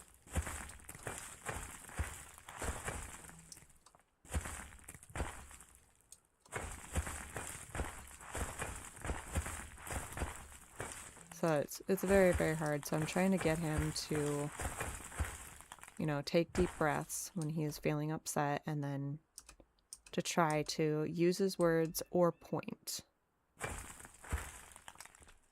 Because obviously when he's crying, we don't know what he wants.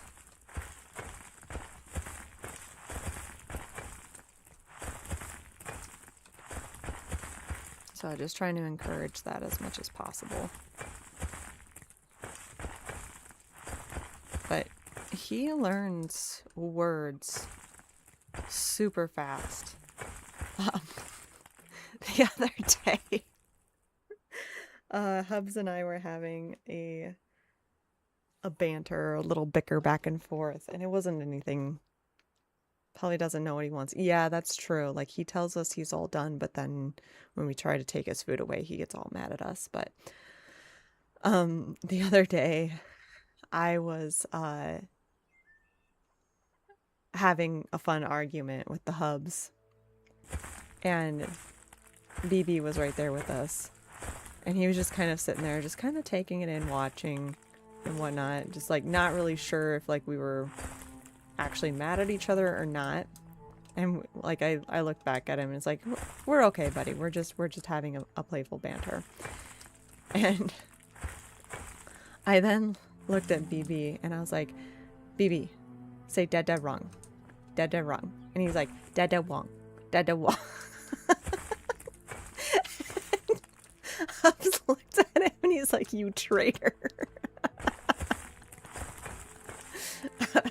And I was like, Mama right, Mama right. And he's like, Mama right.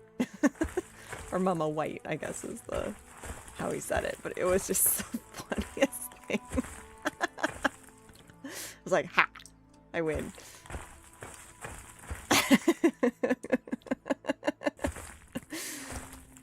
And it's so funny, like, when he wants to repeat words and when he doesn't. He does know what sit is, because they talk about it, or they use it all the time in daycare.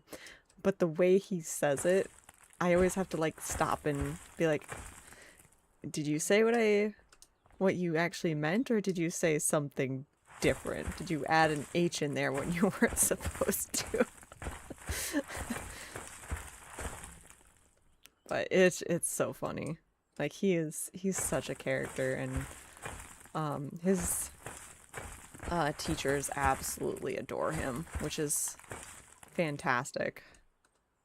So he's a very good boy. Just need to get him to sleep through the night. Whoa. What is going on there? Hold on. Hang on a second.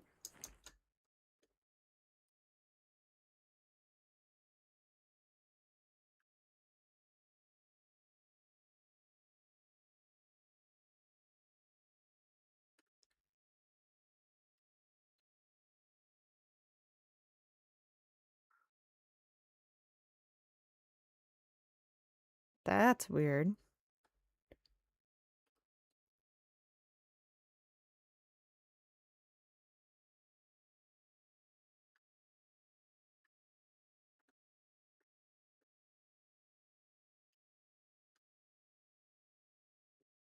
Ah, I see what happened. It flagged your message, Black Ops, as being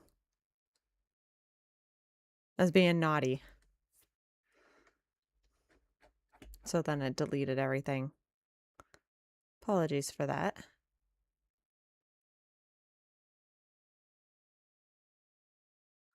Go ahead and try typing something in and I'll see if it allows you to say something. Yeah. I have that set up like that because I do have some members who watch my streams later and they have kids. This kind of goes back to my Animal Crossing days. They have little kids that like to watch too. And so I just wanted to like protect those kids and keep things appropriate. So that's why that's set up.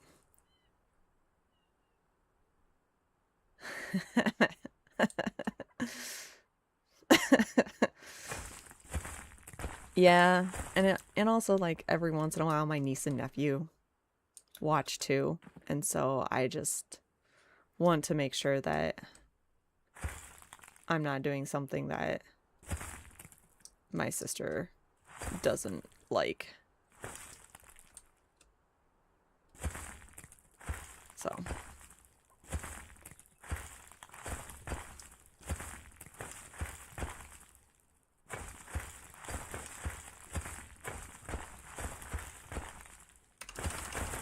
we're just gonna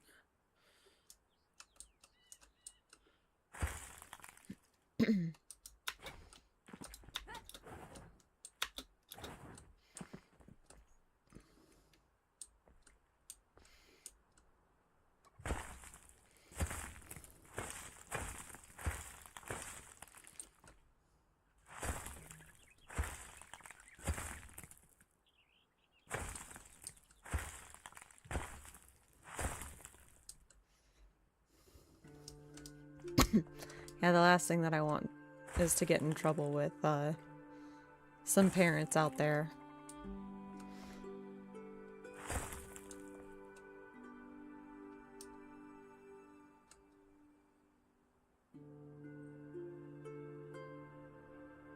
Yeah, I was looking at the build and then I saw it then like flagged in my screen and I was like, what? So yeah, it's my bot that did it.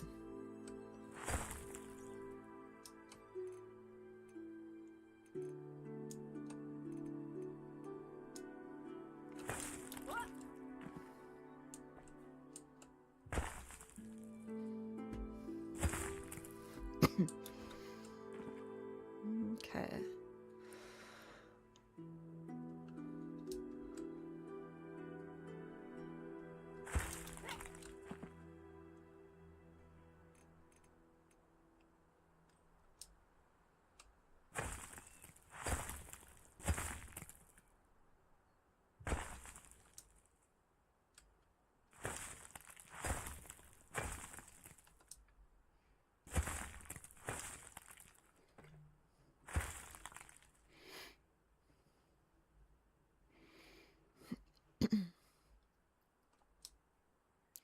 I think right about here is when I'll start pushing the pieces in.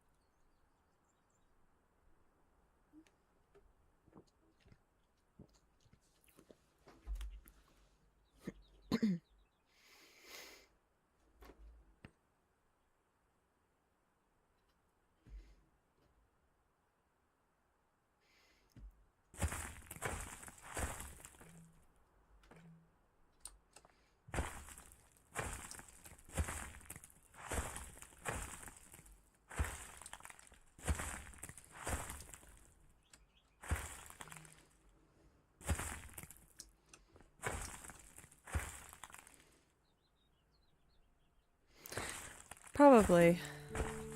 Which I'm not surprised. I was just getting over having strep. I mean, I don't have a fever. I just got a tickle in my throat right now, but I would not be surprised if I ended up catching it. It just started happening today, so... Like I said, I had strep over the holiday break, so my immune system is not at full strength right now.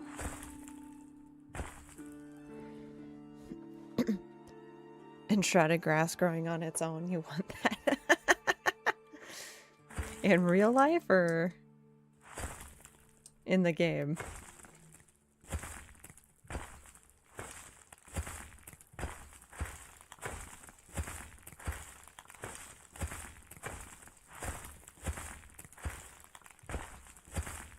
I keep getting the notifications that Chip is playing Enshrouded.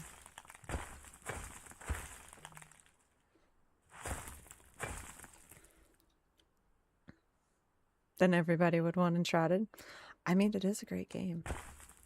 I'm trying to convince some family members to get it and join us. I'd love to do a family stream. That's one of the things that I proposed to them, was Hubs and I would keep our existing characters and walk our family through playing this game together. And we would just kind of help them quest, get through enemies and stuff like that. And so far it hasn't worked out, but I still have the world made. And worst case scenario is if it never ends up being something. Only for certain types of grass. Yeah, don't wanna have the crabgrass show up or something. I don't know. But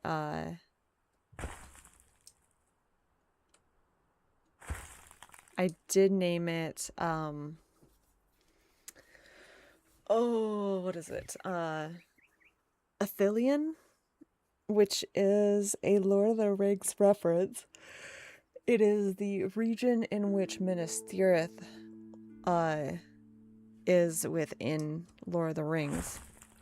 And I told the hubby that if it ends up not working out, that I could then just use this world as a way to build Lord of the Rings references. Like my own version of the Shire or something along those lines. So we'll see what ends up happening with it. As much as I'd like to have it to happen, I mean, they have to decide to.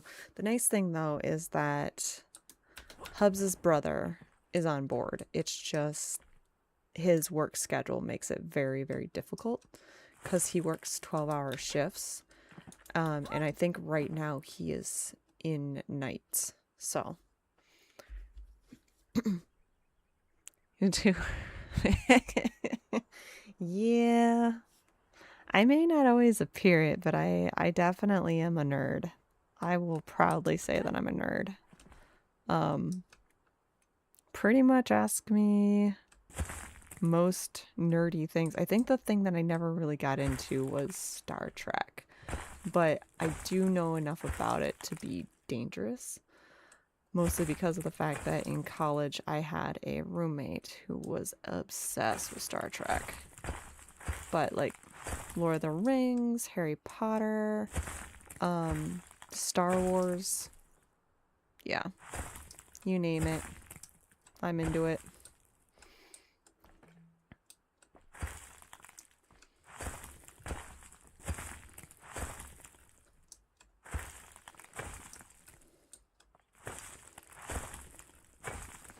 It's kind of funny. So Hubs is playing Lord of the Rings online right now.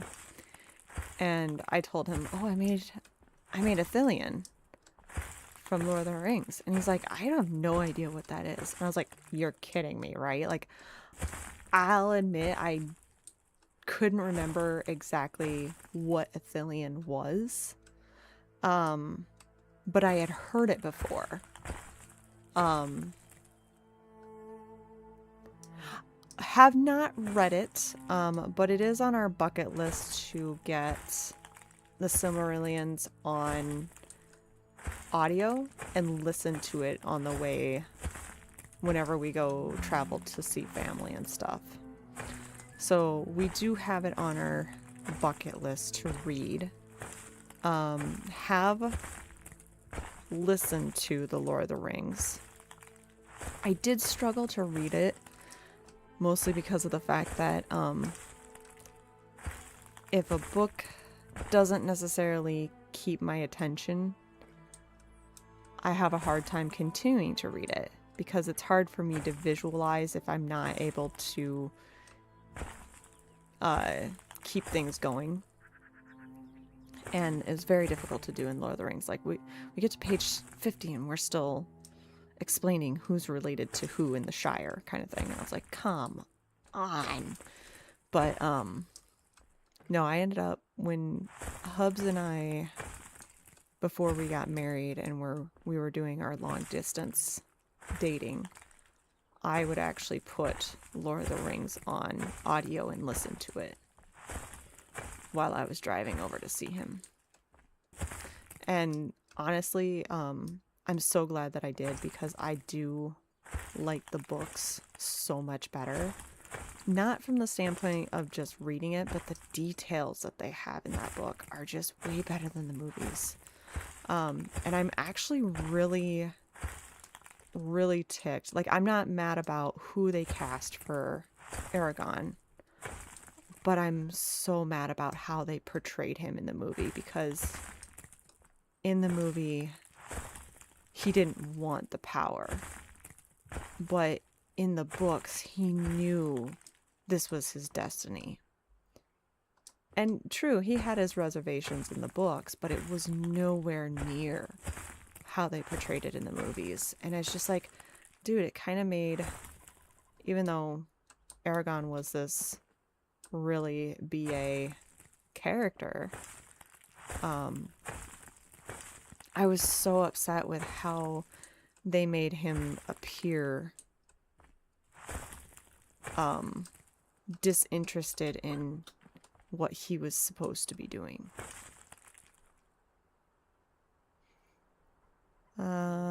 It's a tad dry, but some good stuff on some lesser known characters like Tom. Yes, I love Tom Bombadil. Oh my gosh, I can't say his name. I know how to say it.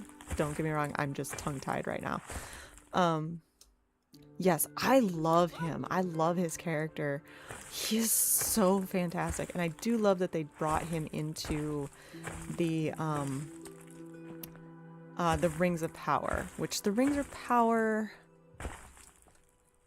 I'm enjoying, but I do have some issues with it because of the fact that they mentioned in there that Galadriel's husband was dead, which isn't the case at all.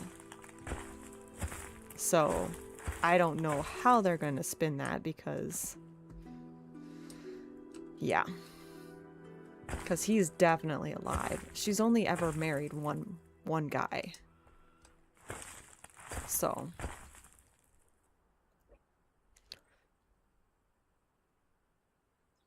yeah, in the books, Aragorn is 4 chapters on the landscape. I know. I mean, I get it.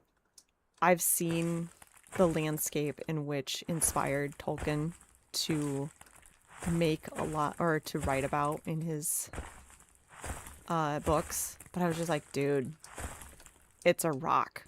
Move on. I don't need to know the exact creases in there unless there is one crease that hides a secret compartment that is going to make or break the story.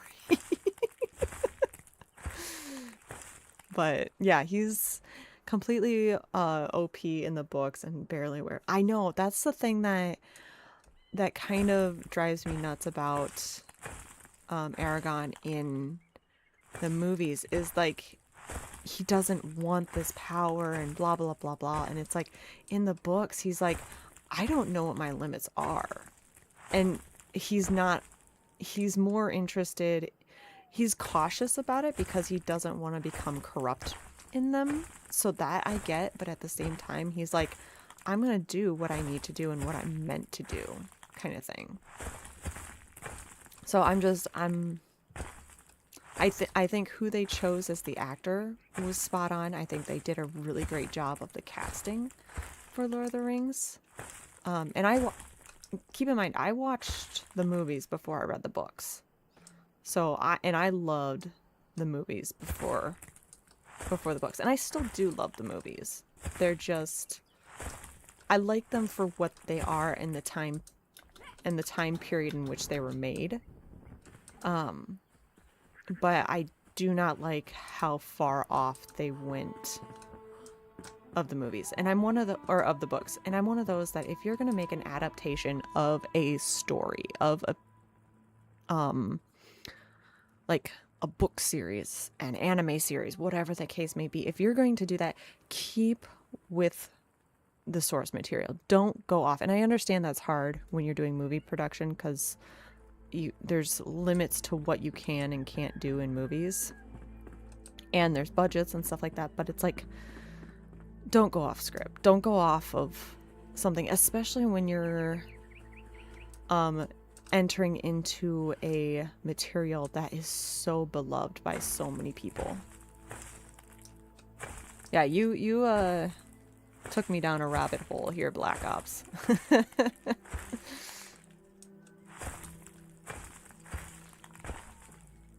No, I'm not just like a fan of that. I also like some animes as well. I'm trying to decide what the next anime I watch is going to be. Not too long ago, Hubs and I finished Naruto, which that was really good. There's some dry bits, obviously, but I mean, you're gonna have that with any long series. But I graduated in 9 and read the whole series. Hobbit. Jeez. Lord of the Rings was a true story. I heard Frodo Baggins was a real... No, I didn't have a girlfriend. So Lord of the Rings, so when Tolkien wrote The Hobbit, he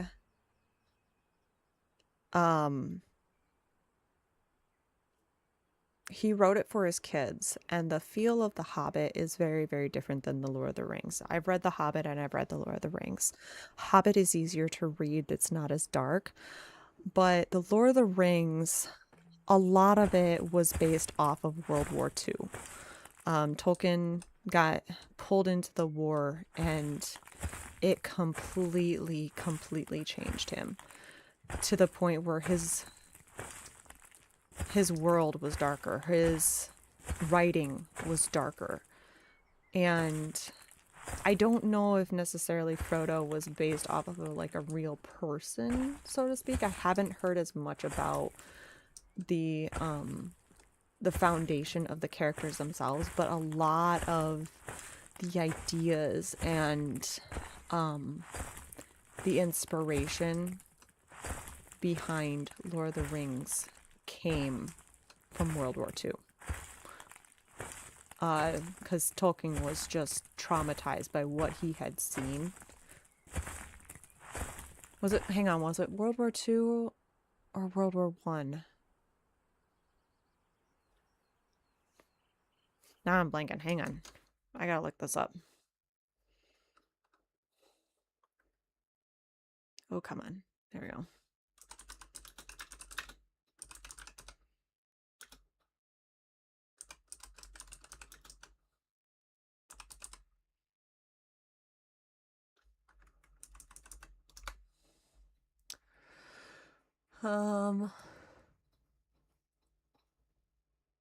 World War One. Okay, so he was influenced by World War One, not World War Two. I was thinking World War Two because there was a lot more advancements when it came to the machinery and the weaponry between those two wars. So I was thinking World War Two, but no, it was World War One that he was drafted into and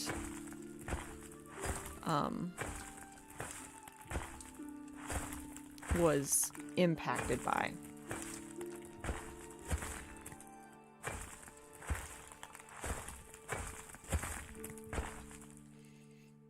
But a lot of his Christian faith impacted. Yes, yes, it did.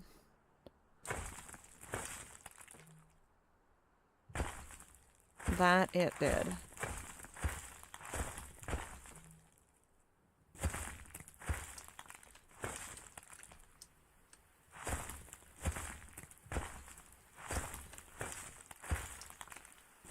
And he is like the father of fantasy writing now. Like, everybody now, when it comes to fantasy writing, inspired, when it comes to medieval fantasy, aspires to be like Tolkien or to have that much influence like Tolkien. To be categorized or put into the same category as Tolkien is considered a huge, huge honor to fantasy writers, medieval fantasy writers.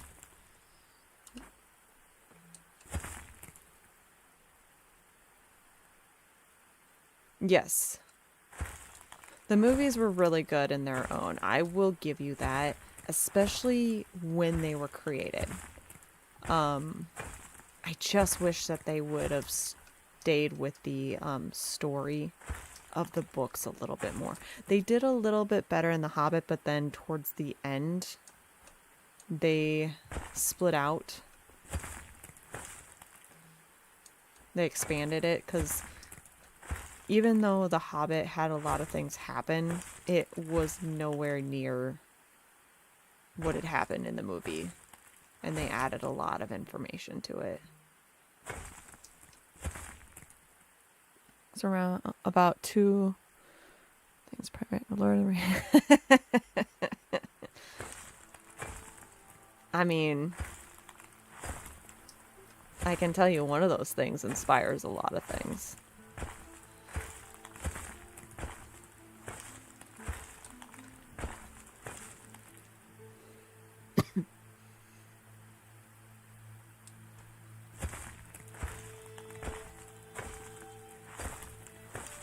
Yeah, you don't hear as much about the history of most other books unless you're like really paying attention or you're really interested in the author. But I feel like Tolkien, like a lot more people, even if you never read the books, you at least know that he's an author. You may not always remember what books he wrote, but you do remember that he's an author. So like his name is known.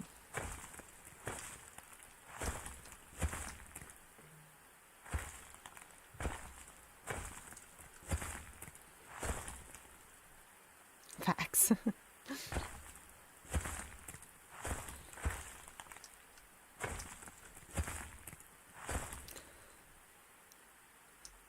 In regards to like The Hobbit, again, not exactly happy that they went away from the storyline.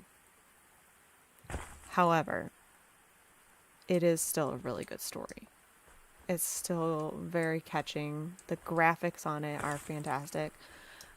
Benedict, who played Smaug, was just chef's kiss. as far as his performance and how he brought Smaug to life. Like, I can't think of anybody who could have portrayed that dragon any better than him.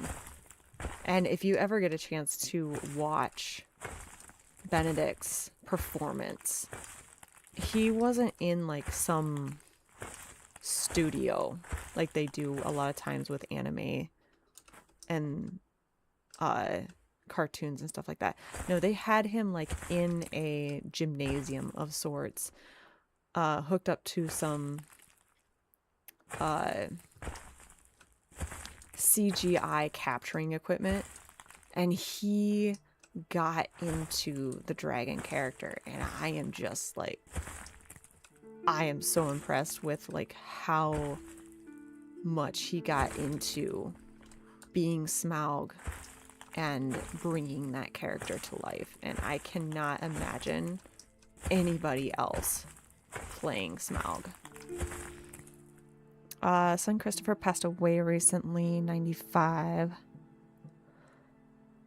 Yeah, I did hear about that, and I think there was a huge thing about his family passing rights to Tolkien's work. Do not know the end results of that. But he, I remember there being this huge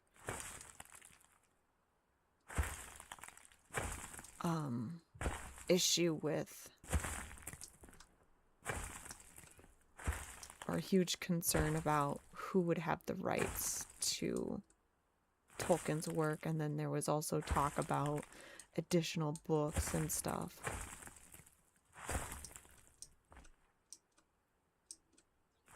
So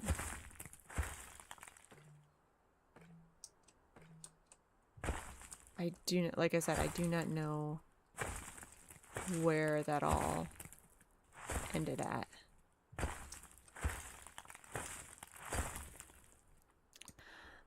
Yeah, as far as like being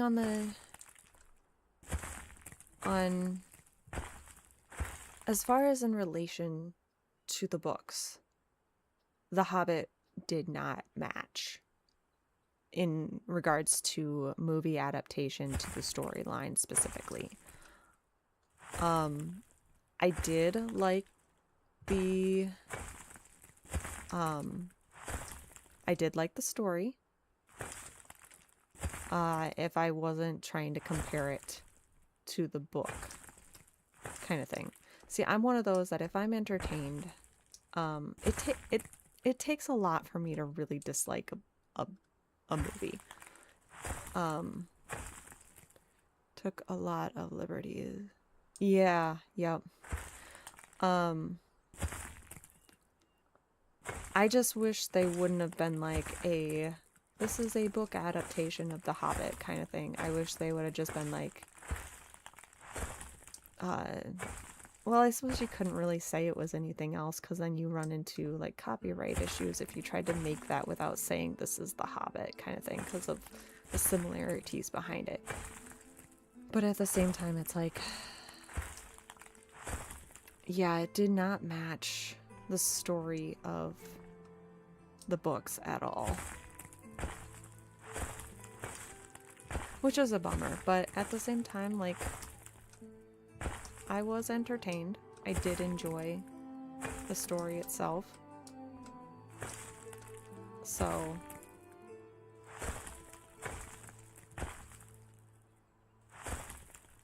as far as book to movie adaptation, not good. As far as entertainment and movie enjoyment and graphics, I liked it.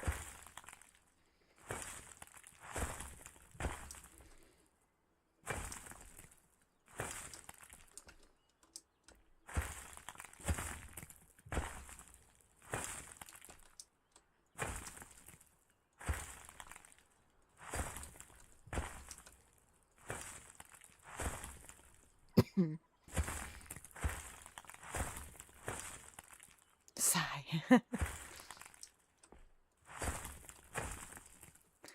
Yeah.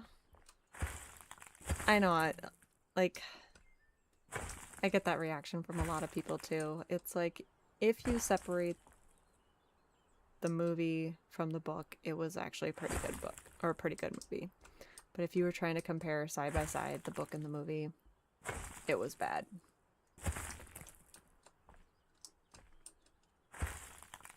And I think part of the reason why I like it so much is the portrayal of Smaug. I absolutely love Benedict's performance of that. He did such an incredible job. That's part of the reason why I can't hate the movie.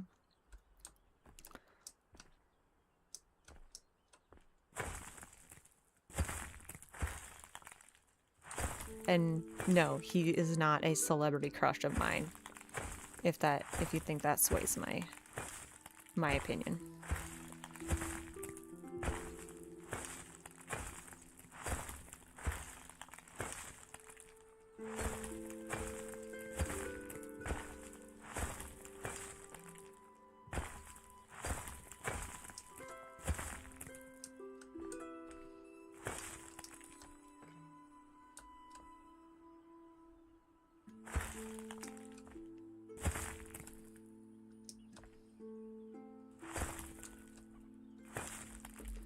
Hold on. I heard BB cry, so give me just a second here.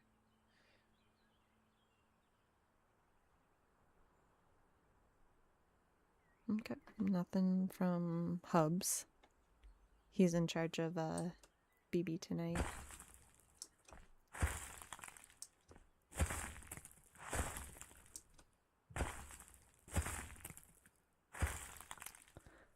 I do a remarkable water ball and I'd watch it.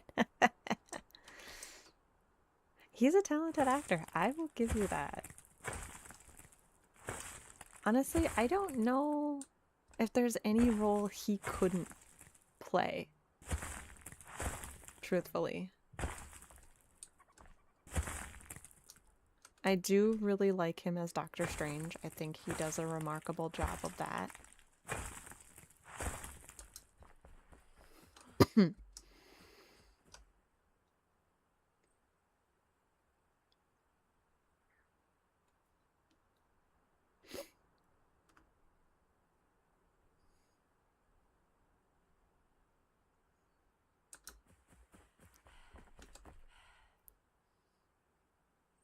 And yes, I am also a Marvel and DC geek too.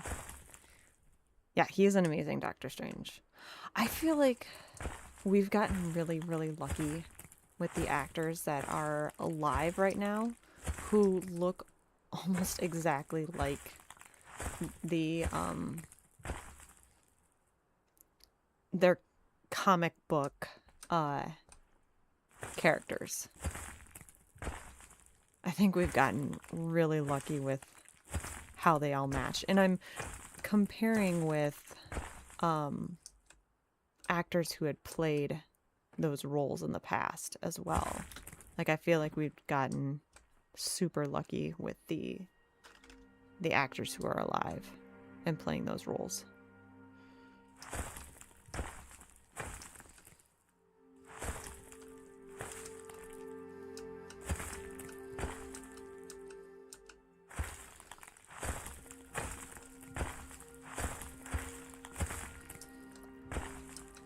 Another actor that I really like is RDJ in playing Tony Stark.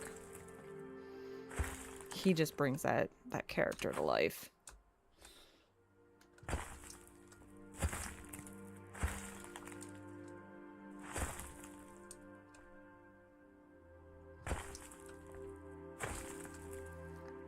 And yes, our home is split. I am a Captain America fan, and Hubs is Team Iron Man.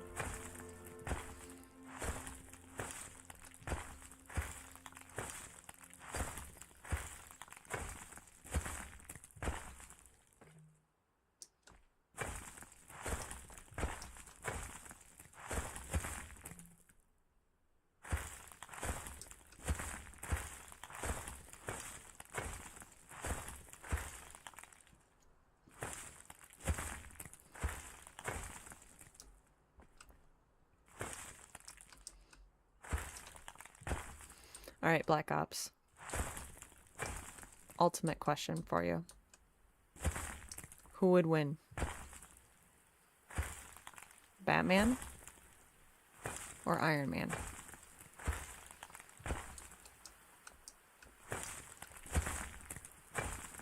Curious to know your opinion.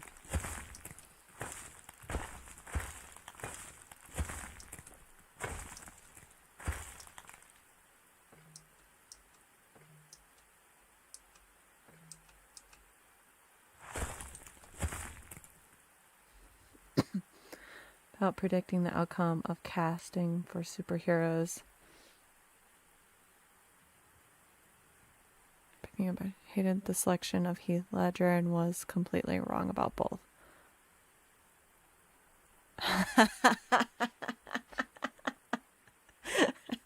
Thank you for that.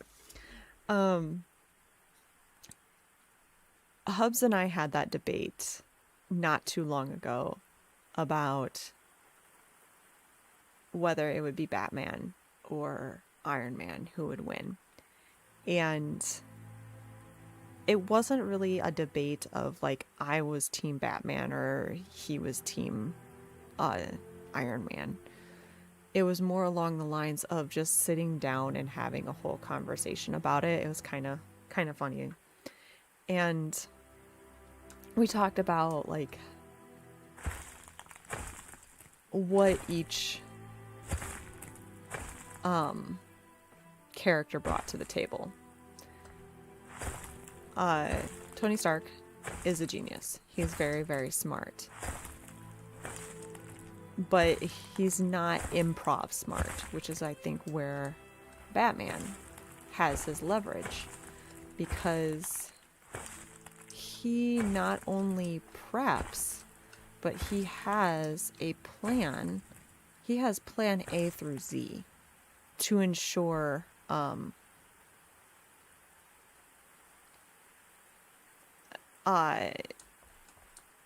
because he plans from A to Z, whereas Tony Stark, he's really good about coming up with ideas, but a lot of his ideas came from his experiences. Batman or Bruce Wayne anticipates things happening, whereas Tony reacts to them. Tell Hubs that Bat almost solos. Yeah. Well, I don't know how much of the Justice League series you've seen, but there was one series where the Justice League was almost annihilated in a few episodes. And it was funny because Wonder Woman comes out and says it was almost like these attacks were tailored to our weaknesses. Like somebody took the time to not only plan this for the idea of all of us being preoccupied at the same time, but we were so distracted by our own weaknesses that we couldn't overcome them to go help somebody else. And when they sat down and they're like, okay, who could have done this? At first they're like Lex Luthor, and then Batman's like, no, it was me. And they're like, what? How could you do this to us? And he's like, it's a contingency plan in case any one of you decide to go off on your own and become the bad guy. And he's like, I have a contingency plan even for me if I was to ever decide to go solo and go bad. And it's like, that's what makes Batman so powerful. I love the running joke of Marvel being humans trying to imitate gods, and DC is gods trying to imitate humans. Because you look at Superman, he is pretty much a god on this planet. You look at Wonder Woman, she literally is the child of a god. And then you got aliens and all this stuff, and then you look at majority of Marvel characters, they're all extraordinary humans in their own way, but they are still human. The only exception is like Thor or some of the like, and I'm talking about the main grouping, not that we've gotten beyond anything. So exactly, Stark reacts far more from emotion than Bat does. Yes, agreed. He makes plans based upon his encounters, whereas Batman creates those encounters. The Bruce. I don't know the official name of that series when Batman created those contingency plans against the other Justice Leagues. I just remember seeing those episodes. There's just so many Justice League series out there and stuff like that. It's hard to keep track of which ones are which, honestly, for me. But yeah, he did that in the comic books too, created. Yes. Okay, here we go, Black Ops. Have you seen Invincible? Or The Boys?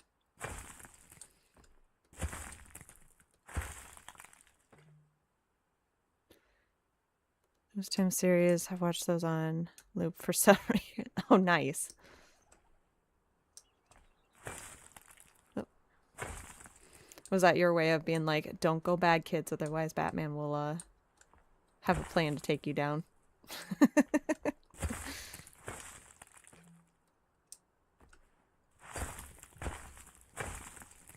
Invincible is amazing. Boys, not so much. Yeah, I think the thing that I didn't get as hooked into The Boys as my husband. My husband really does enjoy The Boys. I think what he likes about it is the dark portion of it. Like, he likes that it's not your typical superhero saves the day type thing. It's messy. It's real life. It's relatable in terms of things don't go to plan, and there's not always a happy ending type situation. And it's very, very crude. So I think that's what he likes about it the most.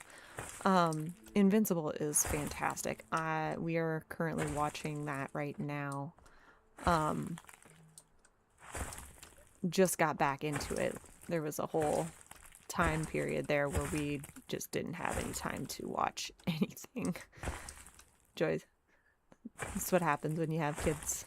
You just like aren't able to watch things as much as you used to. But yeah, we're working our way through Invincible, and at first I was just like indifferent about it. It was good. But it was just like, not really sold on this. But now it's getting juicy to the point where I'm actually sitting there having a full-on conversation with the hubs about what is going to happen next.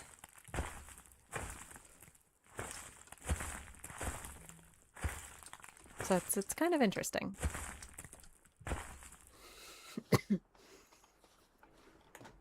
I do like for The Boys that they brought in one of my favorite actors, though I don't think he was as good in this as he was in another TV series.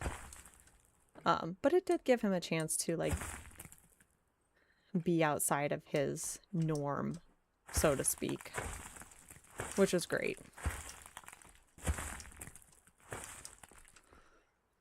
It's fair and accurate assessment. The Boys to me is just violence for the sake of violence. A lot of it is pretty, yeah,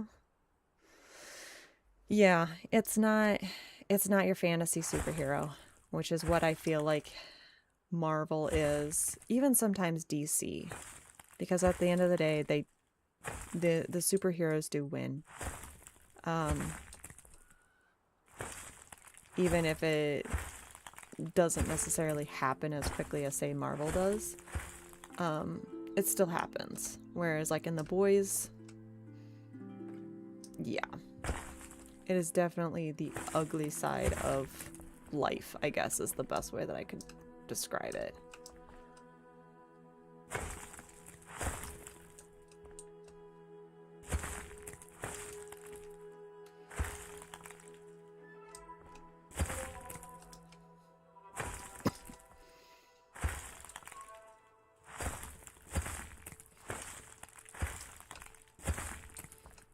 I bet you didn't expect me to be as much of a nerd, or this big of a nerd, Black Ops.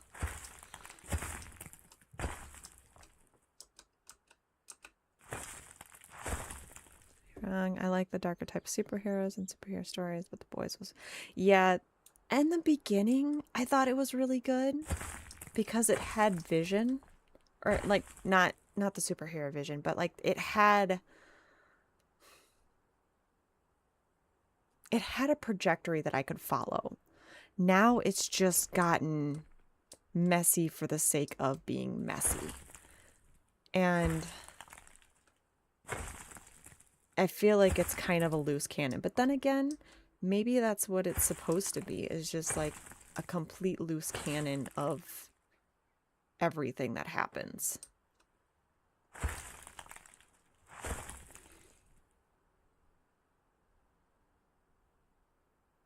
You're live streaming on niche video game. I expected you to be that much of a nerd. Fair enough. Fair enough. It's just funny sometimes how, like outside of video gaming, a lot of people are always surprised at how much of a nerd I am. Because I don't necessarily portray it.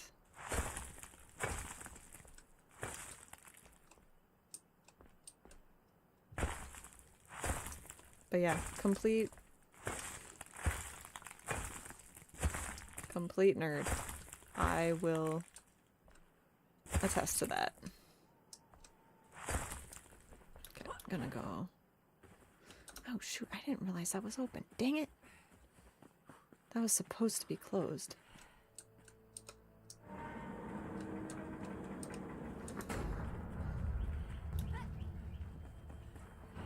Mostly because of the fact that there is a raiding party that walks down the path just outside the gates.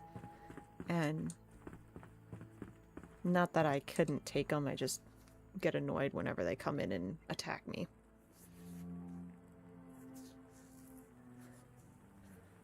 I thought Mikey. Why, thank you. Thank you very much. I think my favorite thing to do when it comes to being a nerd is just exploring and thinking like what ifs and going beyond the norm, so to speak. So like taking basically like a fan theory type thing.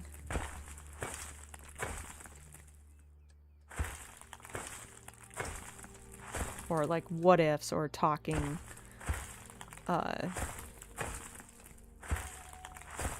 through what we just did.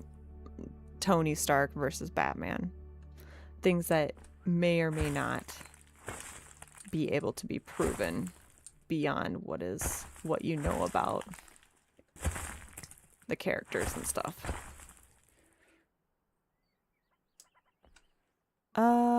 Read that series. Remind me what it's about.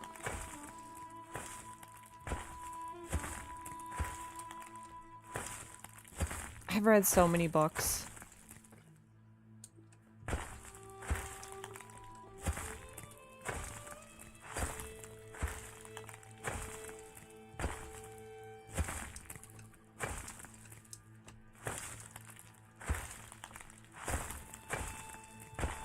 I'm guessing not. But if it's part of a group or genre, I might know about it.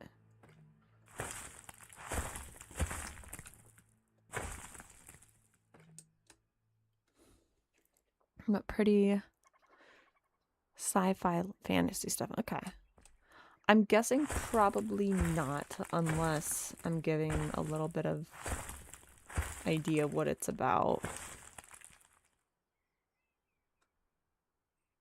Amazon just interesting. Now I'm kind of curious. Hold on. I'm gonna look it up.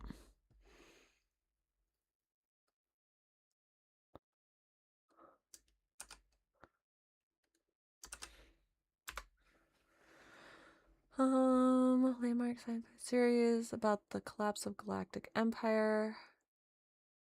Hang on.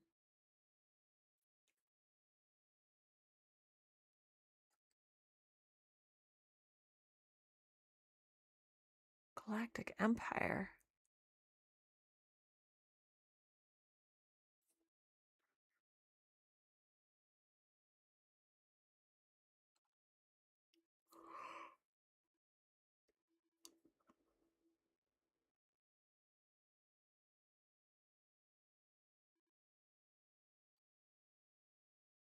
When I think of Galactic Empire, I think of Star Wars. But it is obviously not a Star Wars. I don't think I've heard of this one, honestly. An Asian sci-fi series. Featuring a modern. Oh, is this more of like futuristic? Futuristic style.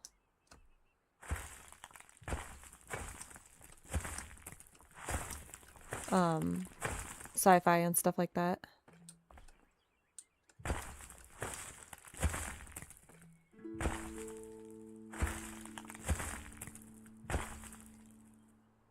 Okay. I'm slowly getting into futuristic.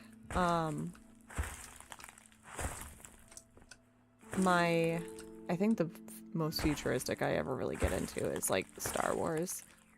And that's just because I like medieval fantasy so much. I think part of the reason why I don't get into futuristic stuff too much is because of the possibility of it actually happening. Like, sorry, reminding me of a conversation that I had with a coworker of mine. Our company is getting into the utilization of AI tools to try to make our jobs easier, so we're using less money on resources and utilizing the AI resources that are available. And one of my coworkers was like, man, I feel like we're walking down the path towards Terminator. And I was like, well, I don't know the exact date, but didn't AI become aware in November of 2025? He's like, don't tell me that. Thankfully, we went past that date and AI did not become aware, but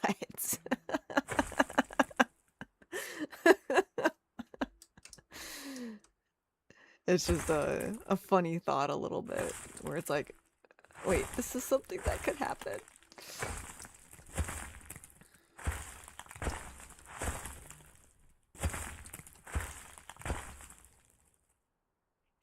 Oh, 3 steps ahead.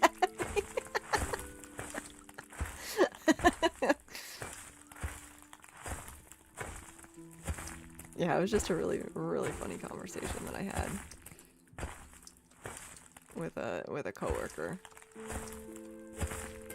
He's one of the few coworkers that I can really like geek out to and have a good conversation with. Okay. I think that's okay.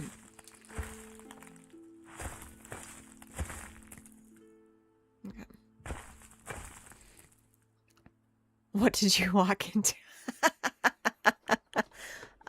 We are geeking out, Ebony. Geeking out.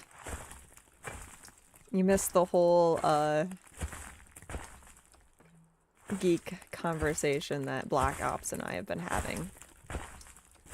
We've gone from Lord of the Rings to superheroes, now to futuristic conversations.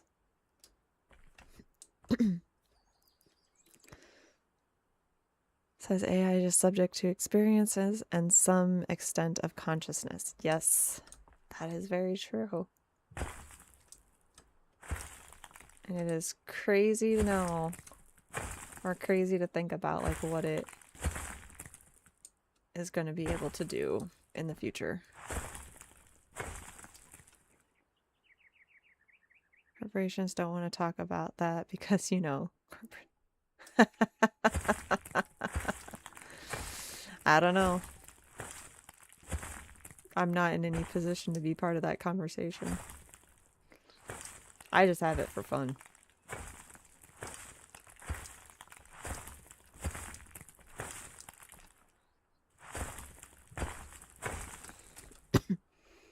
Oh, really?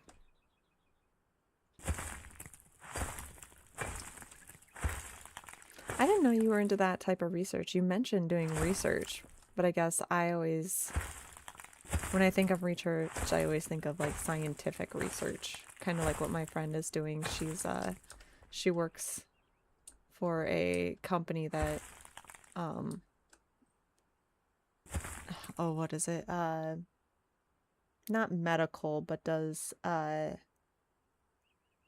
scientifical lab research. And I'm trying to think of like what the focus is, but I'm completely blanking on it. So whenever I think of like research, that's what I automatically think of.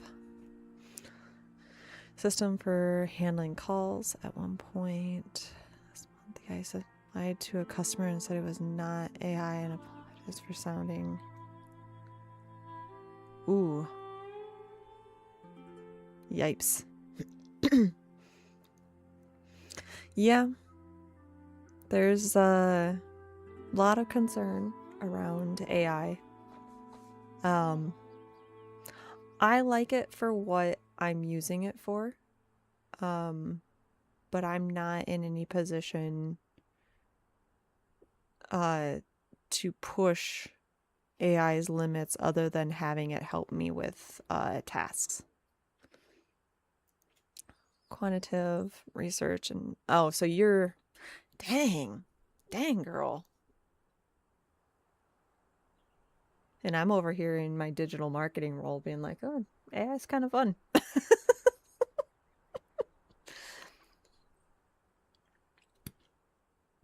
That's crazy. I can't believe that AI would lie and say it was not AI. I mean, I'm surprised, but I'm not surprised, if that makes sense.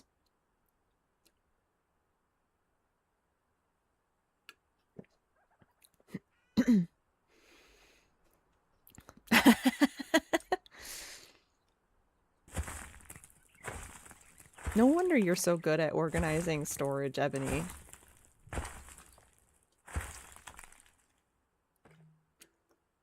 The studies that implemented and integrated information technology, global workspace theory.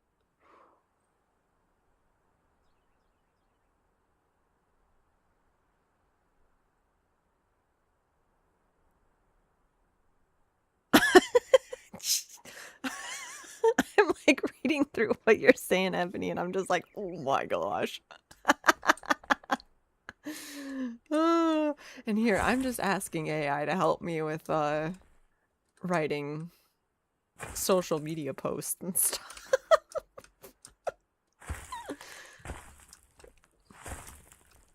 I'm just over here like, hey, help me write this blog post. And you're over here like doing this extensive research on it. And I'm just like, what?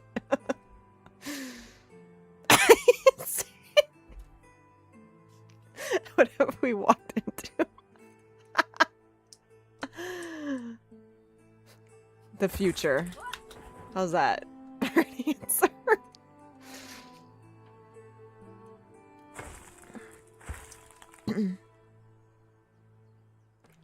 And your ears popped? Yeah.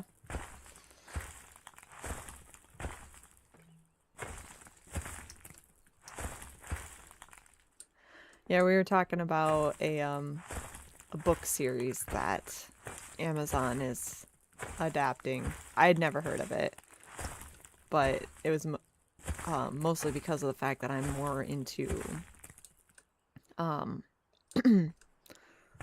medieval fantasies. Partly because of the fact that I'm like, somebody could predict the future with a sci-fi series. Whoop. And it would make me nervous.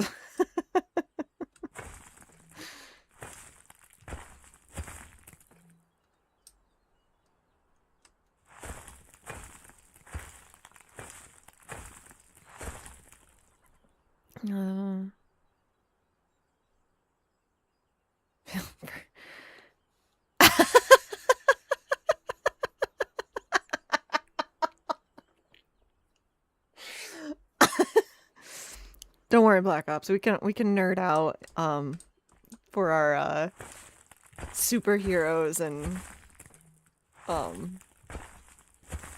fantasy stuff together. you and I can talk theories together on which superhero will live and which one won't in a battle. It's garbage out of fair. It's highly. That is true.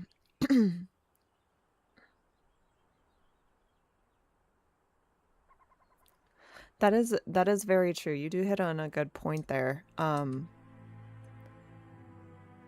'Cause that was a huge conversation that we had the other day as marketing people. Is like, when you are doing research on something, do you take AI suggestion? And I chimed in and said it really depends on what it is that I'm looking up. If it's just like a quick factual synopsis of, say, a book series, yeah, I'm probably going to believe it over asking it if my symptoms mean that I have some type of medical condition type situation. Or I'm looking up, you know, any information about like why my son isn't sleeping through the night.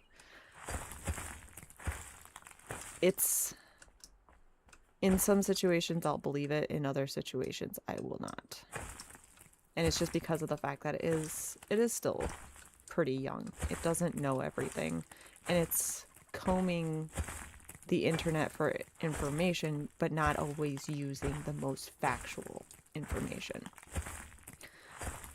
Because AI right now is pulling information based upon how quickly it can find it, and if that information is incorrect, it'll quote that without being aware of whether it is correct or not.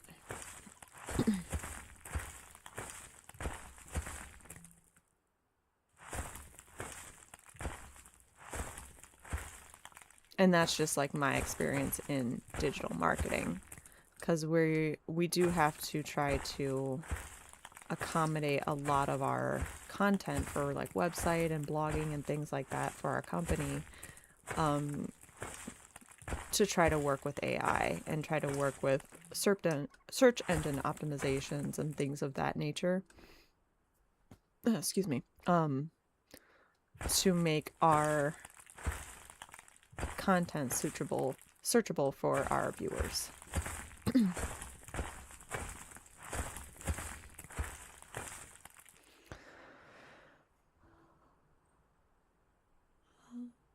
Mark, if you like Black Ops.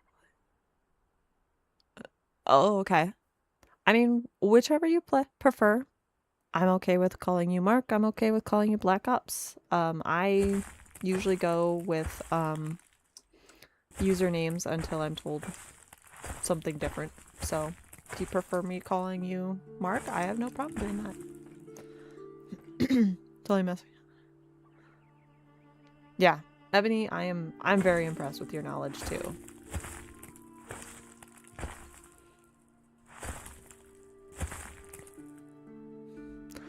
All the leading foundation models are coded to be pleasing, engaging, intent. No.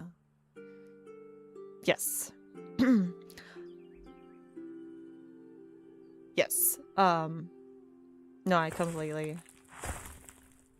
understand what you're saying.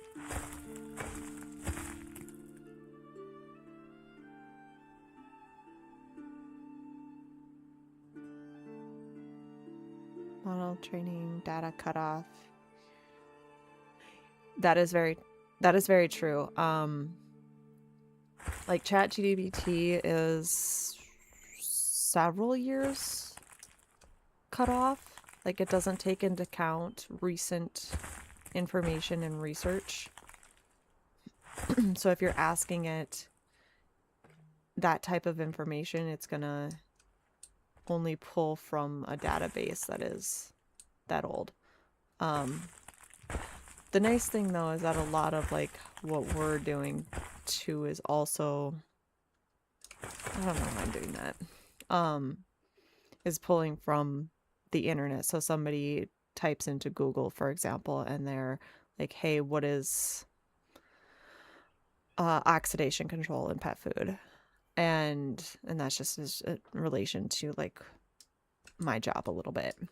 And that is where like our information comes into play, because we are using keywords and those types of questions to connect to the people that are researching it, kind of thing. Elon Musk and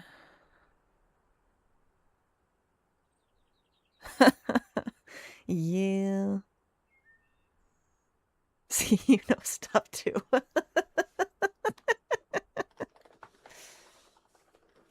We're just over here nerding out, geeking out. Don't mind us.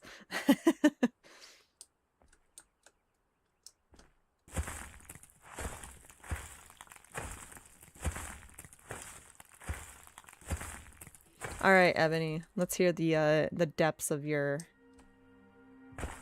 nerdism here.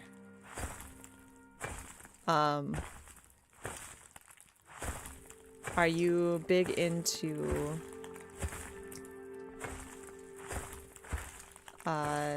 fantasy, like when deciding like what books to read or anything like that? Do you grab for fantasy? Do you grab for scientific? Because Mark and I were just talking about, like, you missed a whole conversation on Tolkien. And we had a whole conversation about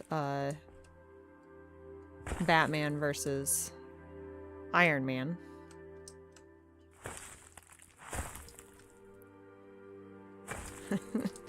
So curious to know if you match us in that geekiness. So people in your free time, dang girl. But awesome. Awesome at the same time. When I was younger, read fantasy and dark drama. Ooh, nice. Okay, what was your favorite growing up? I mean, I get it. Life now, you don't really have time to read.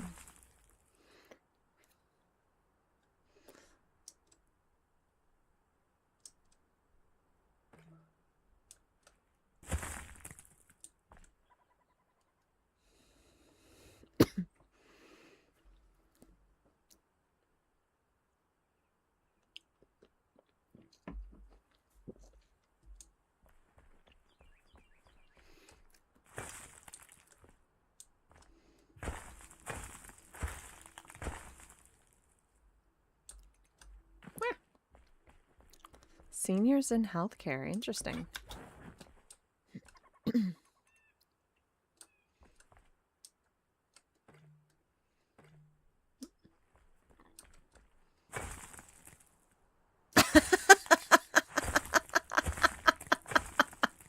Black Ops.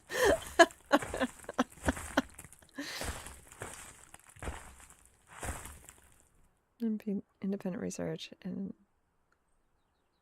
interesting. That's an intense hobby. Meanwhile, I'm over here and got my paintbrush and pencils and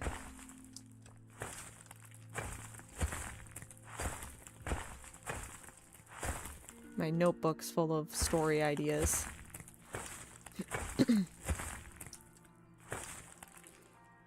Self-taught. Oh, social work and psychology. Interesting. I would have not guessed that.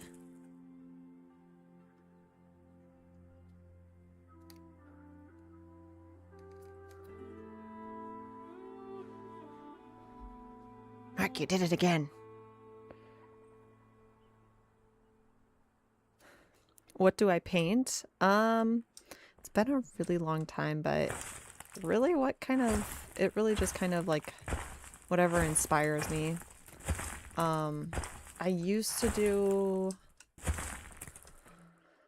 oh my gosh, I was all over the place, honestly. I used to do fantasy, I used to do landscapes. I didn't do as much still life composition, though I was trained on it. I did that mostly for classes that I had to take. No, you do. No, it's my Nightbot flagged.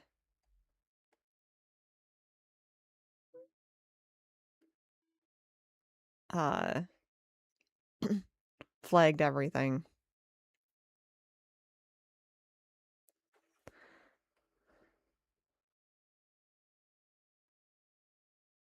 It tags swear words,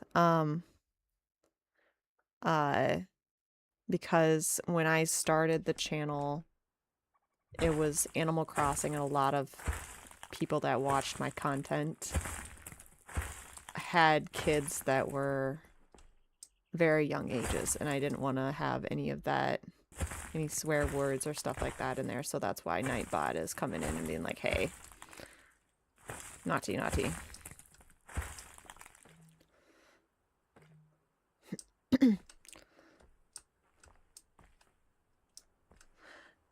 Yeah, thanks. I think probably one of my favorite pieces was one that I drew. It was a hand piece, or a charcoal piece, not charcoal, pencil piece that I drew while watching Lord of the Rings on it. Ironically, it was a dragon. The fact that you used to be a tattoo artist is pretty cool, though. I had a lot of people ask me to design tattoos for them. I designed a couple of them. I actually even designed my own tattoo.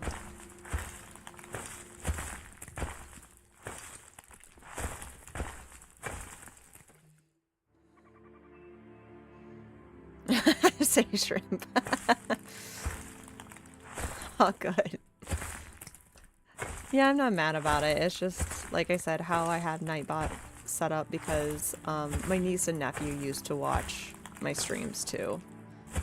They're older now and way too busy to watch, so I just want to make sure that I'm not teaching them anything that their mom doesn't approve of.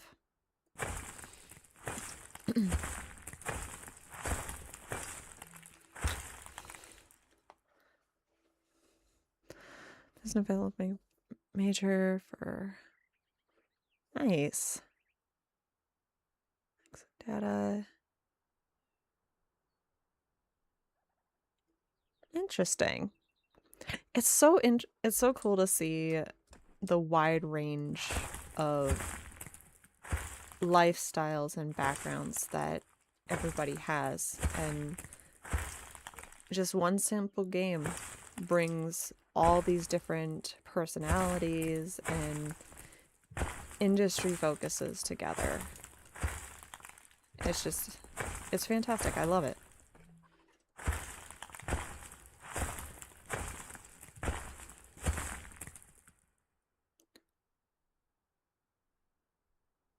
Just different data. I only have one. Will only have one tattoo. Partly because of the fact that I do have a needle phobia. And I got the tattoo with a way to try to kind of get over my fear. It did not work. But it was one that I completely designed.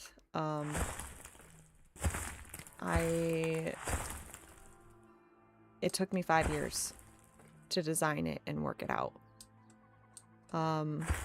Obviously over that time I modified it within those 5 years, but the basic concept of it remained the same.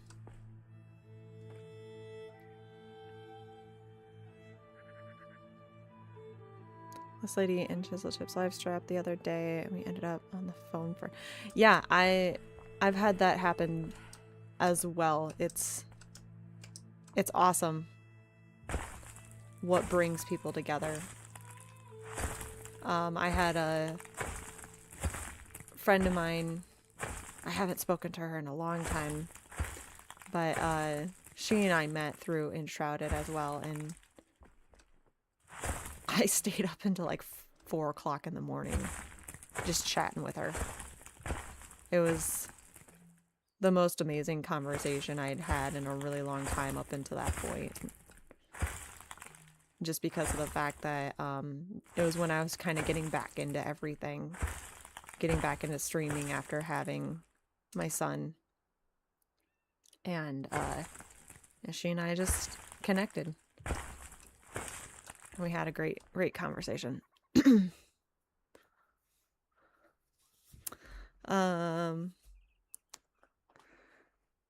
told you? It was my own thing, Ebony, when it comes to trying to get over needlephobia with getting a tattoo. It was me trying to get trying to push myself to get over it, and because like any other fear that I've had up until this point in my life, I've been able to overcome. I used to be afraid of heights. I got over that. I'm just now concerned about the splat at the end. I'm not afraid of the heights. I'm afraid of falling, really. But hey, if I don't stand close to the edge, I'm fine. But I love looking at really high views. The only phobia that I've never been able to get over is needles. And I told myself, there was a point in my life where I had gained a bunch of weight after having an injury from sports, and went through a time in my life where I was really, really defeated just because of everything that had happened. And I gained a bunch of weight. And I told myself that if I ever lost the weight, I would get a tattoo. I'd always loved, despite my phobia, I always did love tattoos. I thought they were really, really cool. And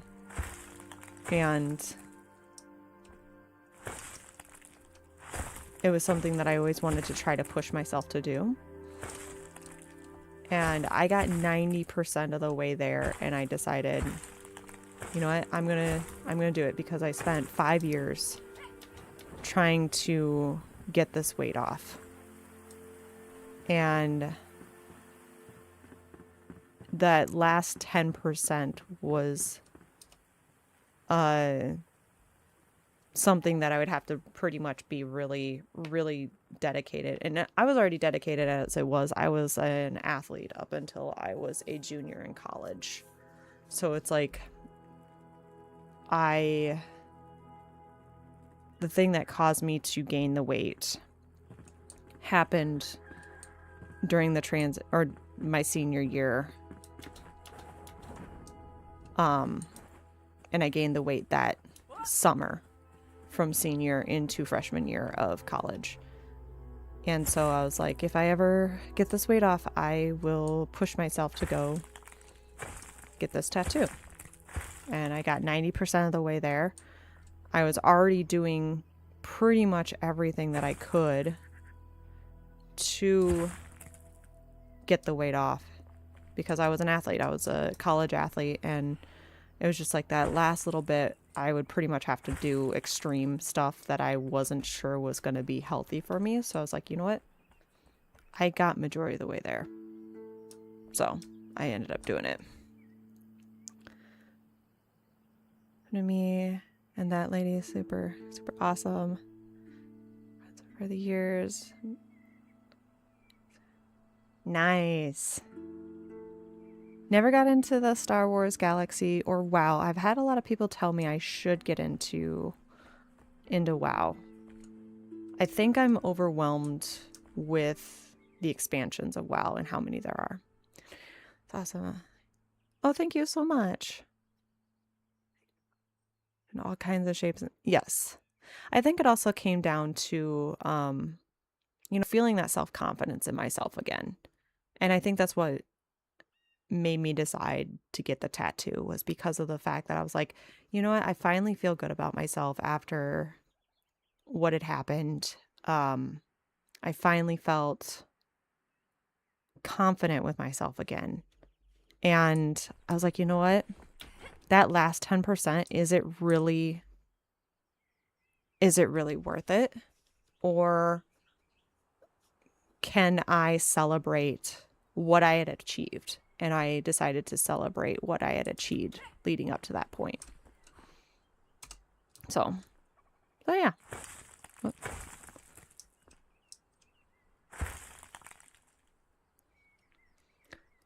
do recently met. Sean has been awesome. Oh, nice.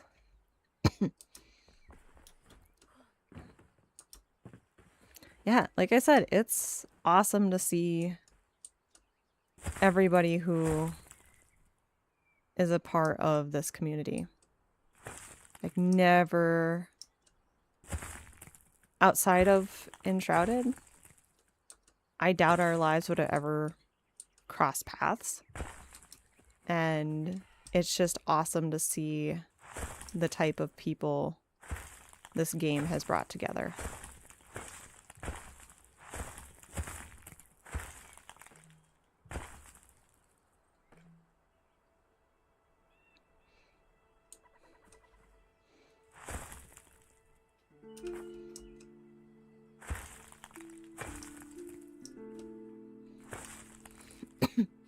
We're pretty confident and happy. A hip replacement, but don't mind the extra. How short would you say you are, Ebony? I'm curious. Best live stream I've ever been on. Yeah, no problem. I mean, I let people know if I am uncomfortable talking about things. But for the most part, I'm a pretty open book. But I'm glad you're enjoying it. This has been a fun stream. I enjoy just having conversations, regardless of really what they are. Just because of the fact that I love talking to people. I like learning about people's lives, learning about like what makes a person who they are. I find people fascinating, honestly. I'm like Hobbit size 5'2". Ebony, that is awesome. I used to have a coworker, or not a coworker, my roommate in college was 5'2". And I loved her because she was also she was big into scientific research. She was going on to, I think, get her medical degree, or not medical, but like go into like medical research kind of thing. And we would always say that she's not short, she's fun sized. So feel free to use if you would like, but that was always our thing, was like, you're not short, you're fun sized. because she had, this is also the one that was huge into Star Trek too. And she just had this really fun personality. Not like yours, but at the same time, like fun in its own way. You have a fun personality too, Ebony. Also struggle with weight on and off. Use active trained. Oh, nice. Jiu-jitsu, awesome. Years ago, had a heart attack. Ooh, yipes. Which is why I'm also drawn to AI. Nice. That's cool. When I was growing up in middle school and stuff like that, I used to be in Taekwondo. So I did that for many, many years. I never reached my black belt, unfortunately, just because of the fact that my athletic schedule conflicted with my training for that. But that's awesome. And then, yeah, that's what I actually was an athlete for. I ran cross country from 6th grade up until my senior year of high school. And then I ran track from 5th grade all the way up until my junior year of college. So I ran for many, many years, and then I ended up not competing my senior year because my body was just giving up.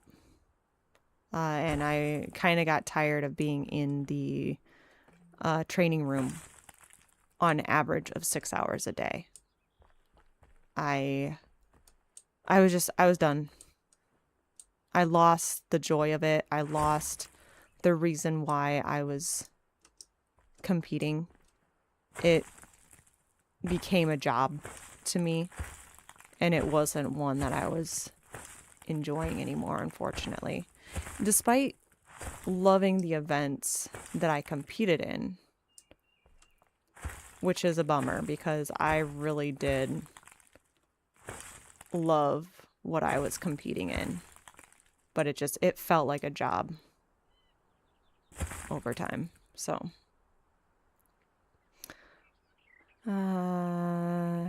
became quite time after that and put on. Oh, that's awesome. That's awesome, Mark. Congratulations. That's fantastic. You've heard of that? My oldest daughter's 5'2", and I tell her she's pocket-sized. That's fantastic. But no, yeah, congratulations, Mark. That's fantastic. Keep going if that's your desire. If you're happy with how you are, that's an amazing accomplishment. Okay, Forrest. Yeah, 6 hours a day on average. So it would be like I would get up before my classes, go ice or heat, whichever one they were having me do, go to classes, at some point come back to the physical therapy room to do physical therapy, and then I would come back to the training room at least an hour before, or anywhere between a half an hour to an hour before track practice, to prep my body for practice. And then after practice, I would spend however long I would need to cooling my body down. And when I sat down to start calculating how much time I was spending in that training room, it was on average about 6 hours a day. And I was just like, what's the point anymore? Like, at this point, my body is telling me something and I need to start listening. So yeah, I ended up quitting that, but I continued to still work out. I can still continue to keep an active lifestyle. I just switched from running to doing kickboxing. And I found kickboxing to be so much more rewarding than running, just because of the fact that it really pushed my body in a different way, where I wasn't like pounding on my joints. I wasn't running on concrete or anything like that. A lot of times when I was doing kickboxing, I was barefoot and on mats. So that made it so much better. And it was just a lot more fun too. It got to the point where like I was doing kickboxing with my parents because I was going to college in the um same town that I grew up in. So I was doing a kickboxing class with them.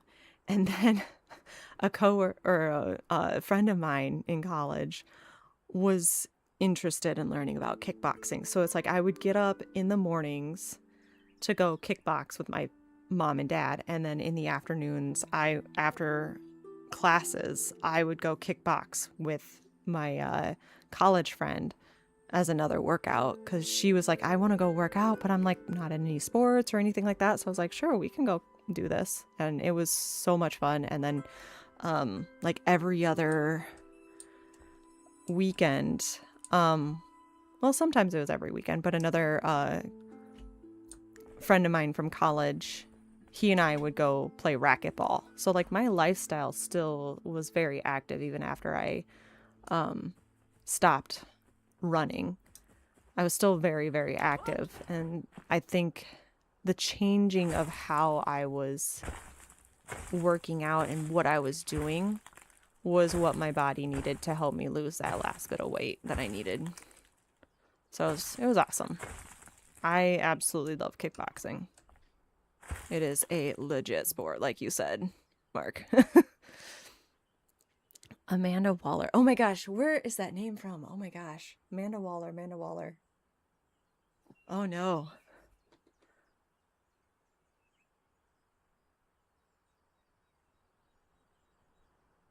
I'm Lloyd from Say Anything. What?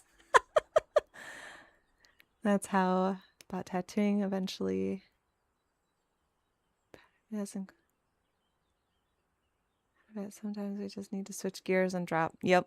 And that's part of the reason why I didn't get in. Like, a lot of people told me that I should get into doing like artwork as my job. And I was like, I want to do something that inspires me, not something that I'm obligated to do. Because like I did think about going into like graphic design or going into animation, but I was like, I want to do something that I enjoy doing, not because I have to, but because I'm inspired by it.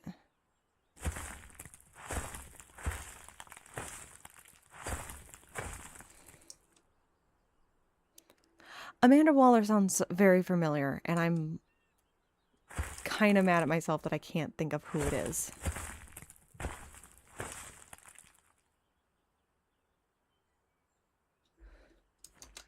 Oh, fine. Hold on.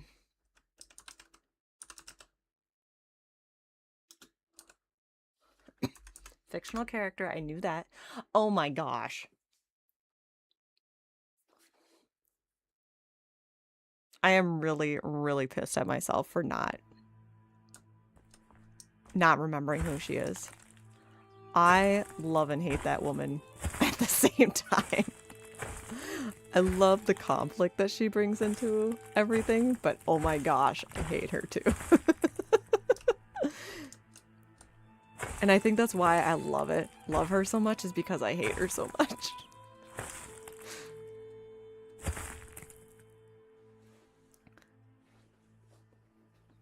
Alright, now I need to know who...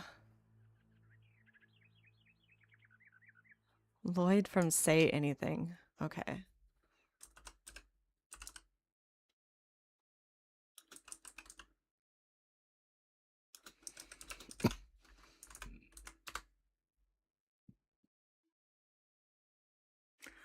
I know that character. I've not seen that movie. know that character and I know that scene, but I do not know that. I've not seen that movie from Say Anything. I did.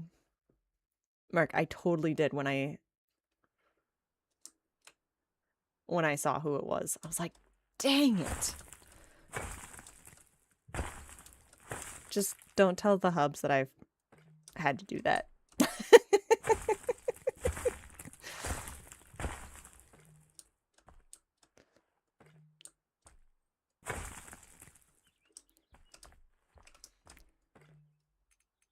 I know I'm making it harder, but I'm trying to make these walls be kind of straight.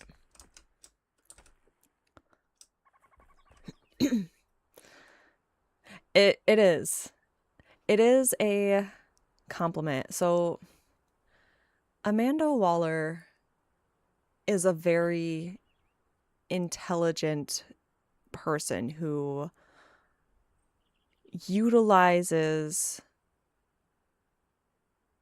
how best to describe her.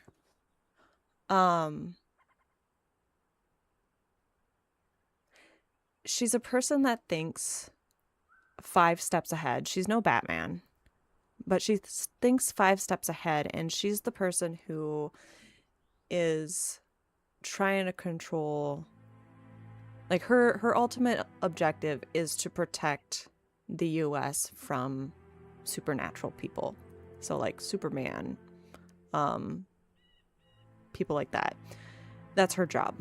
And she utilizes the tools or people to her advantage. That's her negative, is that she uses people.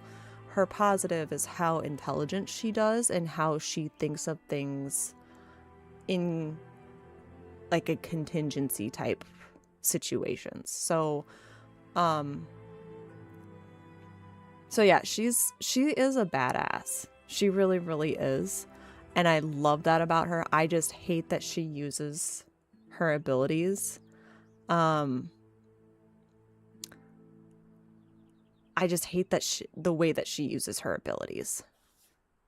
Yeah, she knows about everything about everybody. Again, she's like 5 steps ahead when it comes to any situation that she finds herself in. I don't know if you've ever seen The Suicide Squad, Ebony, but she is the lady that controlled the Suicide Squad. And pretty much told them that they had to go in and take out this baddie. So she's very, very smart. And I love that about her. I just hate how she uses her intelligence. That's the part that I hate.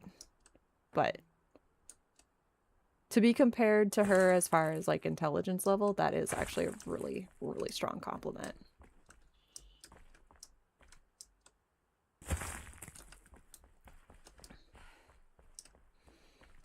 Okay, let's see how this all looks from far away.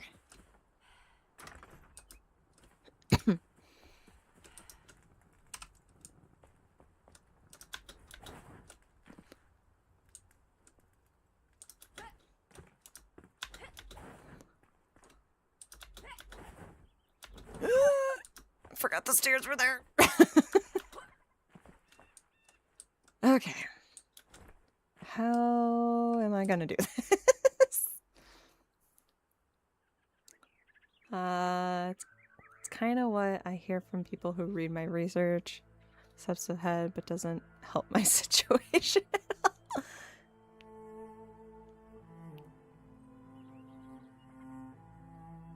I wouldn't necessarily say she's ahead of her time.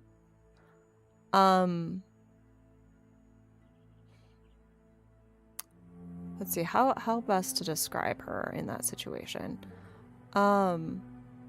She's not a like super genius when it comes to like inventing or anything like that, but she takes the time to know about information. So like if, for example, AI comes out, she finds ways to utilize AI to her advantage. She's really good about understanding the world around her, and she makes it her business to know things and to plan accordingly, if that makes any sense.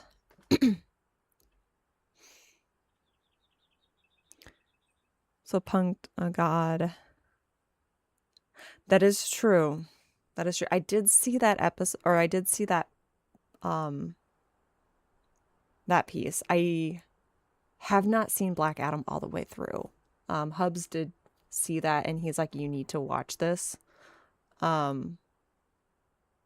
because I didn't want to or anything like that, just haven't had the opportunity. Long-term trajectories. Yeah, well, I don't know about long-term trajectories. I would say it's more like, hey, this is the situation I'm facing. Here's my plan A through H type thing. And she thinks about several different avenues in which to address things. I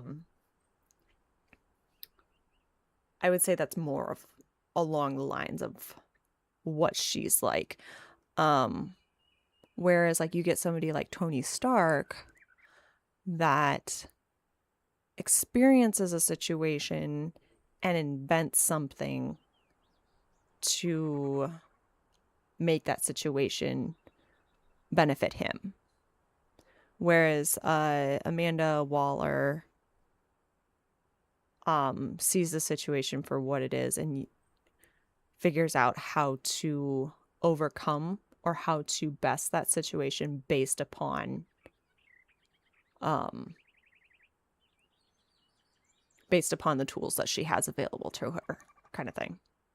She's really good about utilizing her tools, whether that's machinery, whether that's a person, whether that's whatever the case may be, but she knows how to use, she does know how to use people, but she's very, very intelligent. So there's me all geeking out again.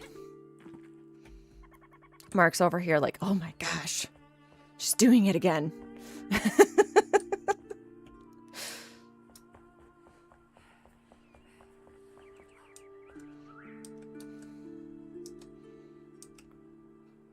So definitely not a bad thing when being compared to her when it comes to intelligence, Ebony. So you're all good. All right, I gotta switch gears. I can't look at rocks anymore.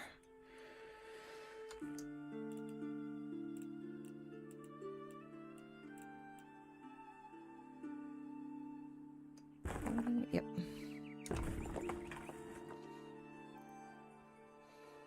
Should have said tactical genius rather than super. Yeah.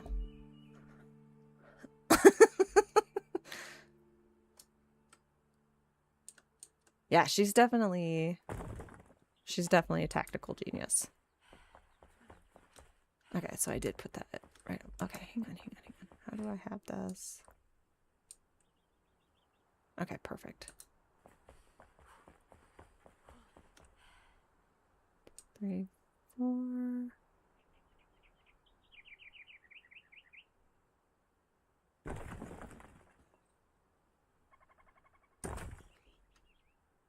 Did the wrong one.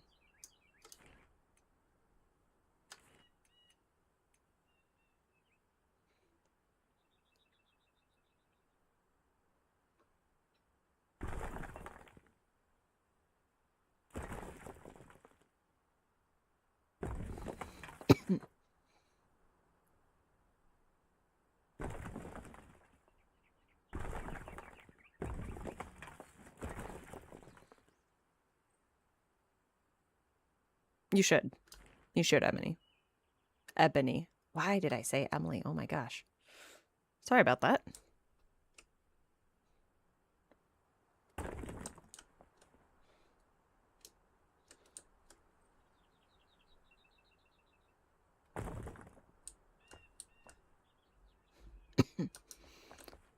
have 2. Trying to near these. So we have 1, 2, 3, 4, 5, 6, 7, 8. So I think I have 8 here. 1, 2, 3. 1, 2, 3, 4, 5, 6, 8. Okay, perfect.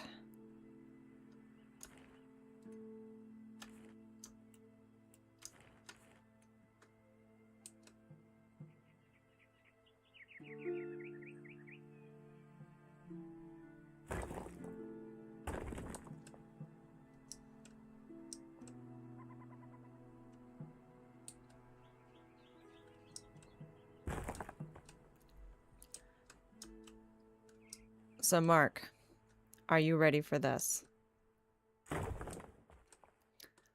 Before I had BB, I used to dress up as superheroes and go to charity events, fundraising events, and children's hospitals as the character in which I was portraying.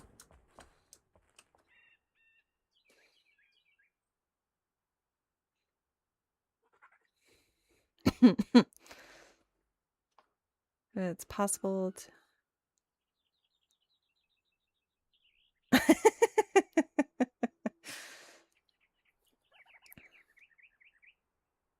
Guys, I love it. I was working on to walk one of my AIs through. It's interesting.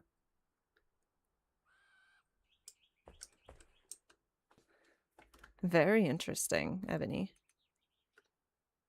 And then you found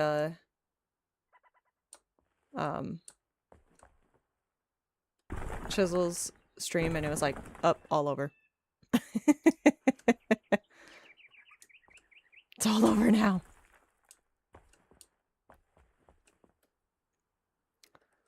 Yeah, any guesses on who I was? Or who, yeah, who I, which characters I was? I even still do have the outfits, too.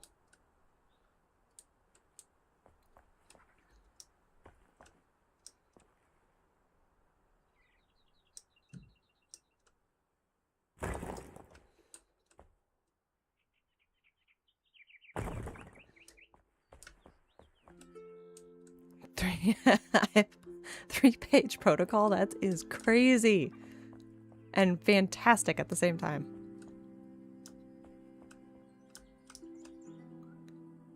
What were the hints? So, Rogue from X-Men? Nope. But she would have been cool to do. She would have been super cool. I had not given any hints. Pretty much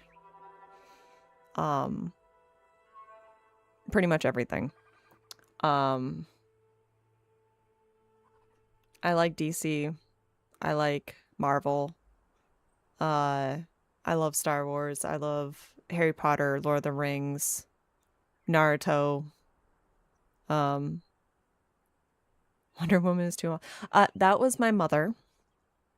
Mark, that was my mother, so I could not portray her.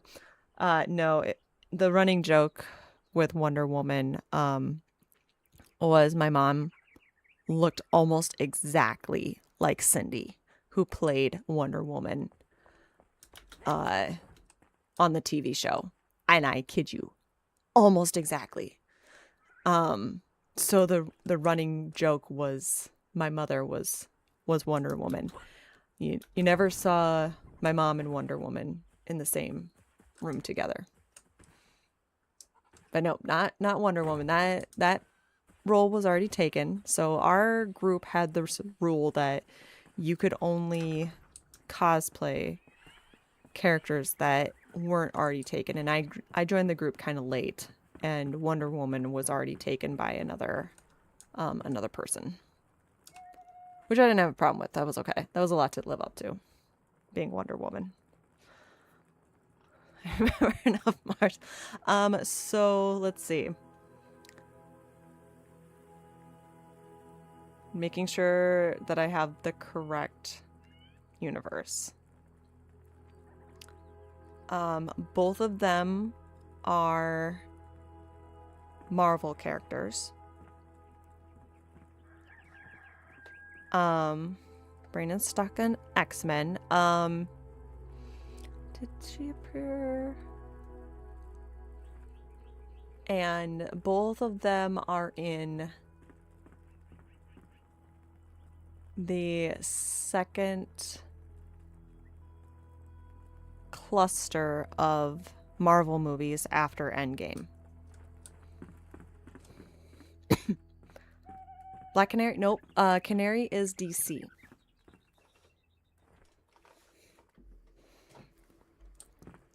Trying to think of one of them. I mean, X-Men is Marvel, so you're not off on that in any way, shape, or form. But they didn't become portrayed in the Marvel universe because they thought it would be a conflict. That's one of them. Yep. Scarlet Witch. She is my more recent one. So yes, I cosplay as Scarlet Witch. She was one of my characters. I actually really enjoyed playing her. Especially before she became the baddie. Phoenix Lady or Black Widow. Nope, Black Widow was already taken. Phoenix... no, I did not do... Jean Grey is the Phoenix. I did not do Jean Grey. She would have been actually a pretty fun one to do. I think the reason why I didn't do her was because technically X-Men, at the time that I was doing the cosplay, technically X-Men and Marvel were still kind of split. They are in the same universe, but they were still kind of split in the movie world. But it was a good guess. I would have loved to have done the Phoenix. She would have been awesome. But nope. Do you guys want me to tell you the other one, or do you want to try to guess again?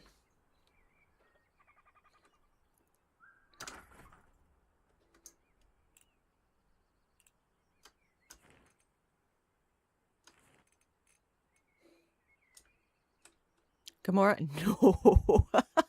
I think she would have been fun to portray. But man, that makeup would have been a killer.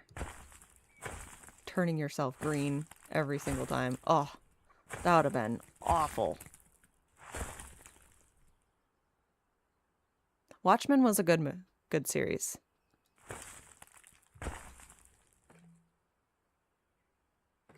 Yeah, they're a lesser known group. Not very many people know about the Watchmen.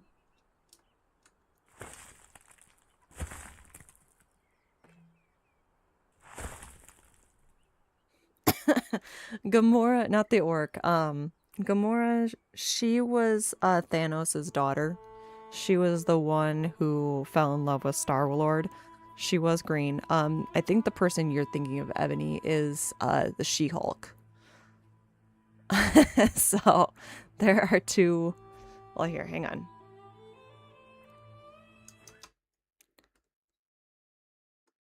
Dr. Manhattan, he was an interesting character.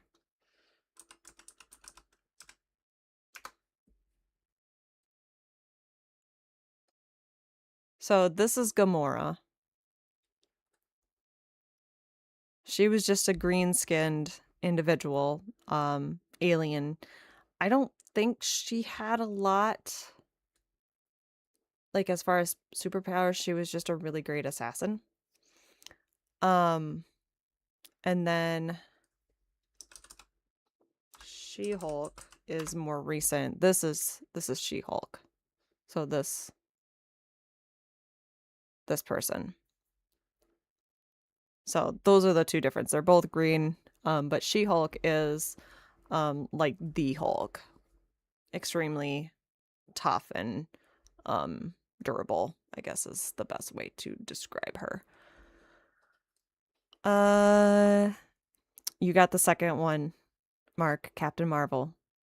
She was the first one that I officially cosplayed and was a cosplayer of.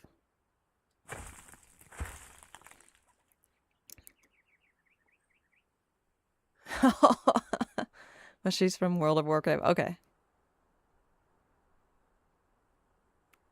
Hello, Fiona. Welcome in, welcome in. Glumps to you too.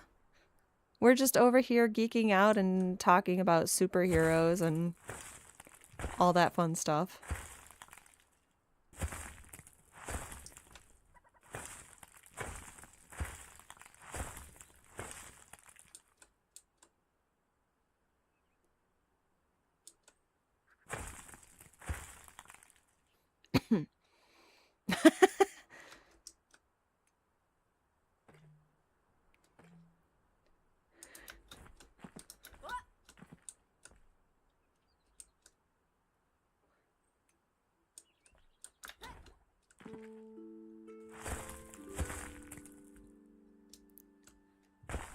So Mark was missing you earlier, Fiona. That's why he's so excited you're here.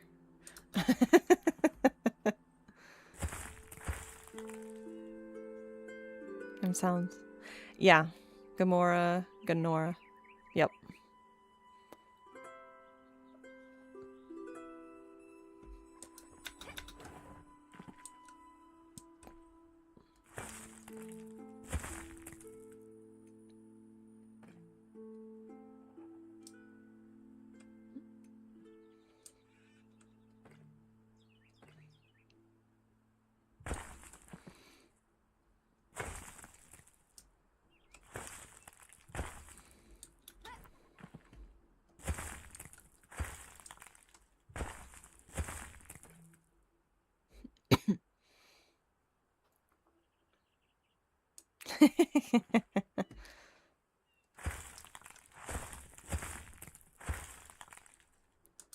By the way, I meant to ask earlier, Ebony, how are all the entries for the water competition looking for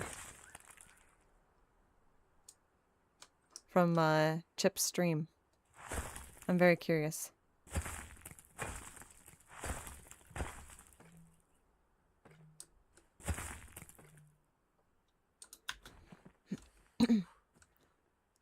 The time difference is actually snoozing. Well, if it helps you feel any better, we didn't hear you snore this time, Fiona. This time.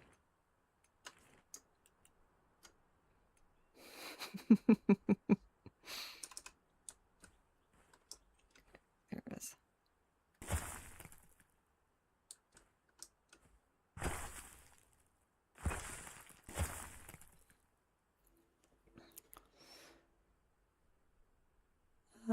Also now died 3 times trying to get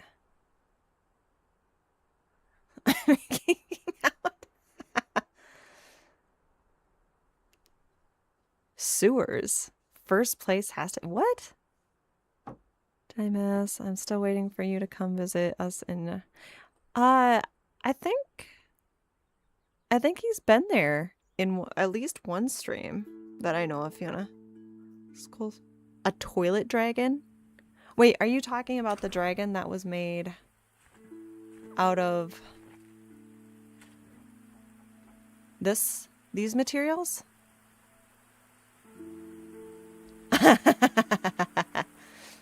You love me, Fiona. You love me. Yes, I saw that dragon. Sewers built was epic. Barely remember anything else. Tired 3. Resorts. Okay, so resorts are the default.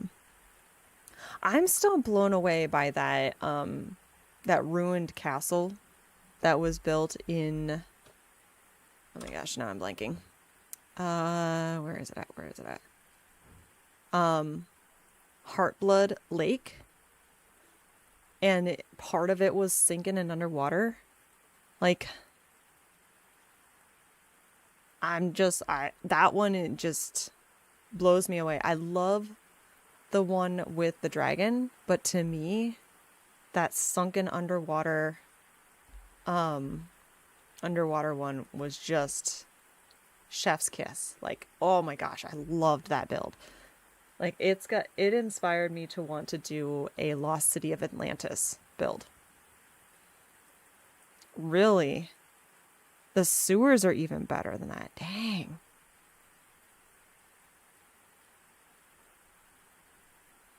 I think it was during one of the afternoon streams, Fiona, that I saw him. One of the streams that I think you had to do some errands or something like that. I can't remember. 1990s steamboat. Oh, that would be cool. Oh, I thought I saw you, Black Ops. I thought I saw you. Maybe I'm thinking of a different stream.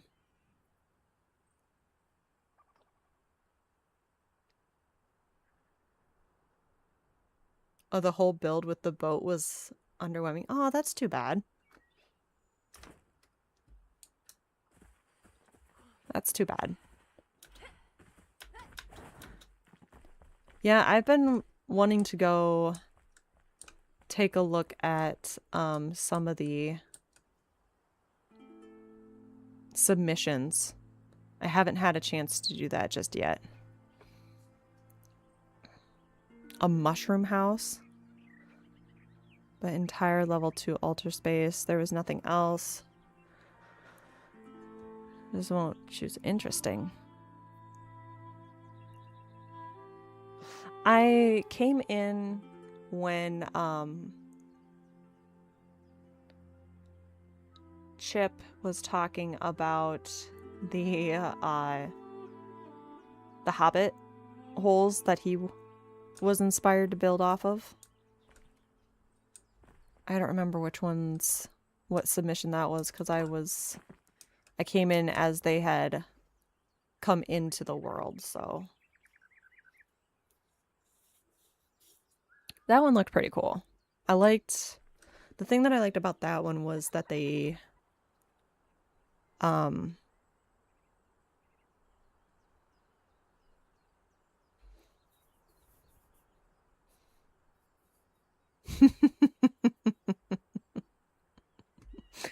thank you, Fiona.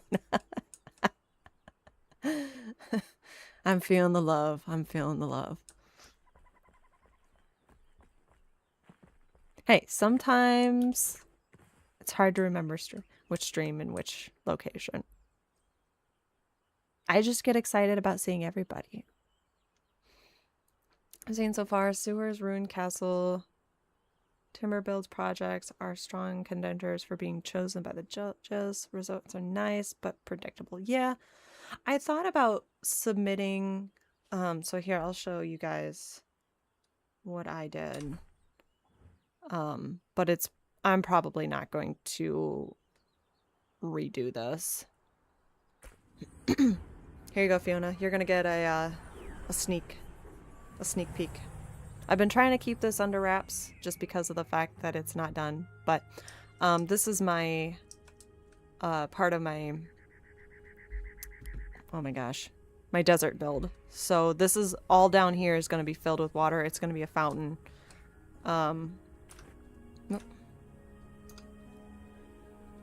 There we go. And it'll come, so the water will be underneath there. It'll come down through this opening. And then there's also some openings here for underwater stuff. So those are actually underneath here, those vents.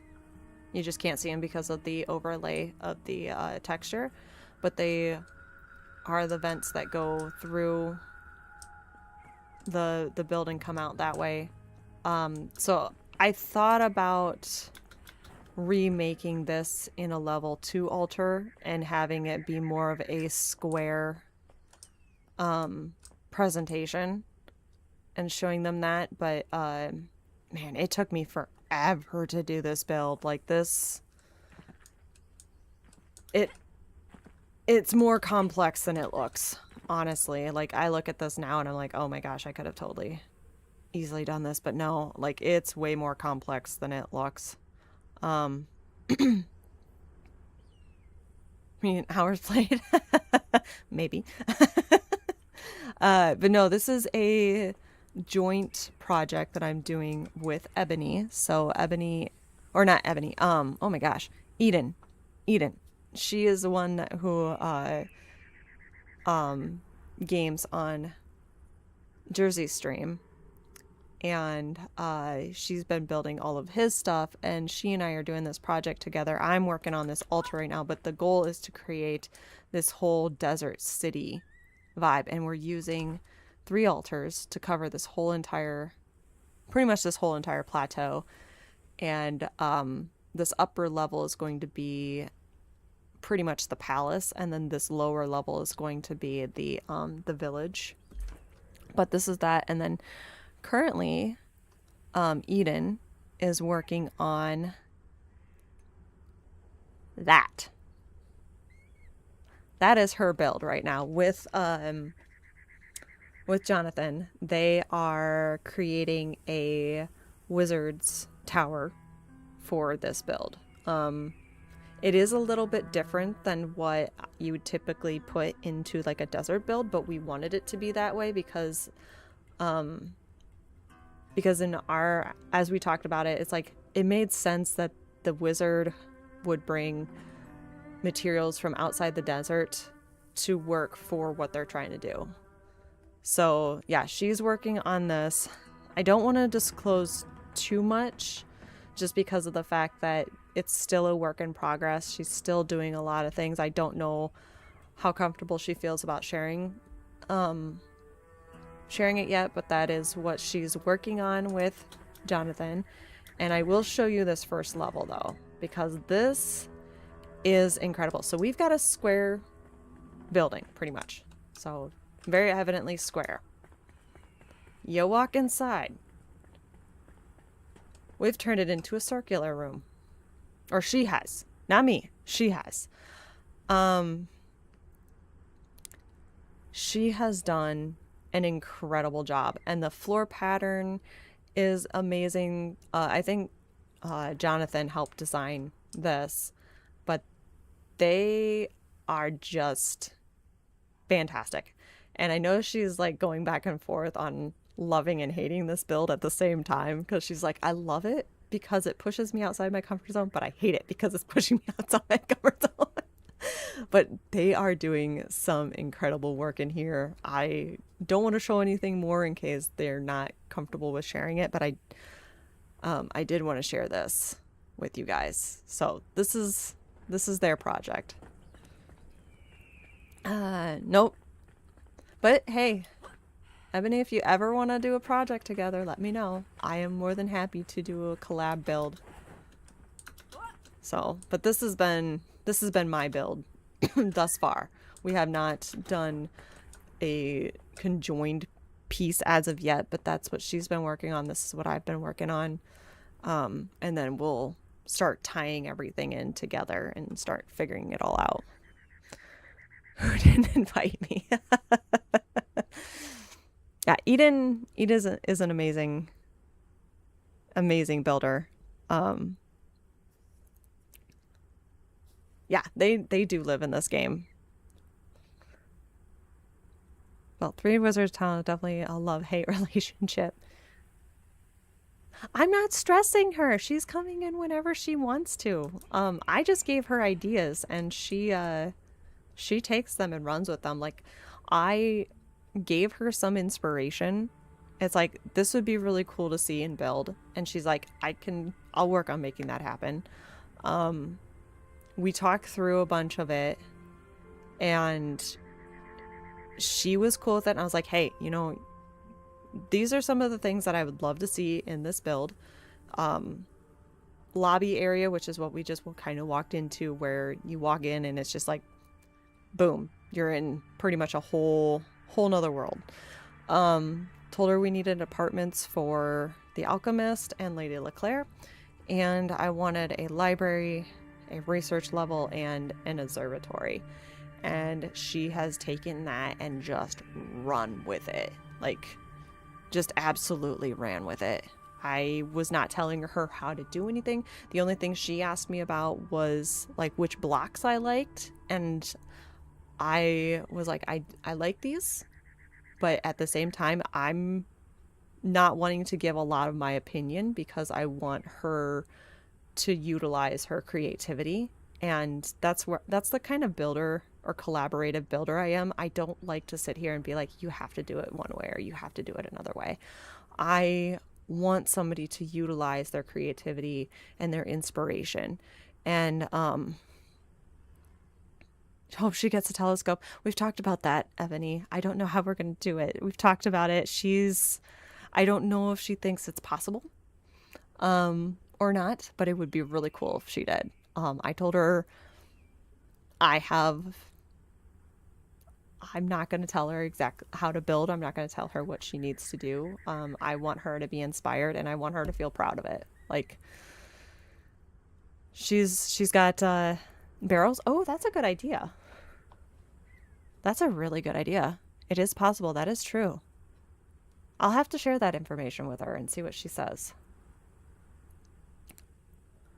But yeah, she just takes the ideas and run with it. She took some notes and we've done some collaborative talk back and forth, but otherwise, like, I've left it up to her and given her free reign on how everything is going to look.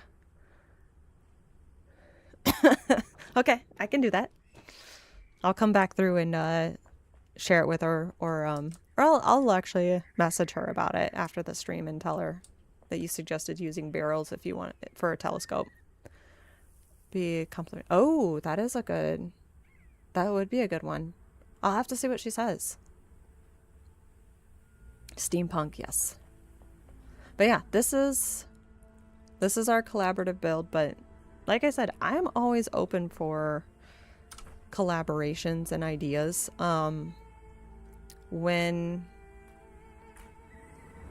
So one of the Mark knows about this.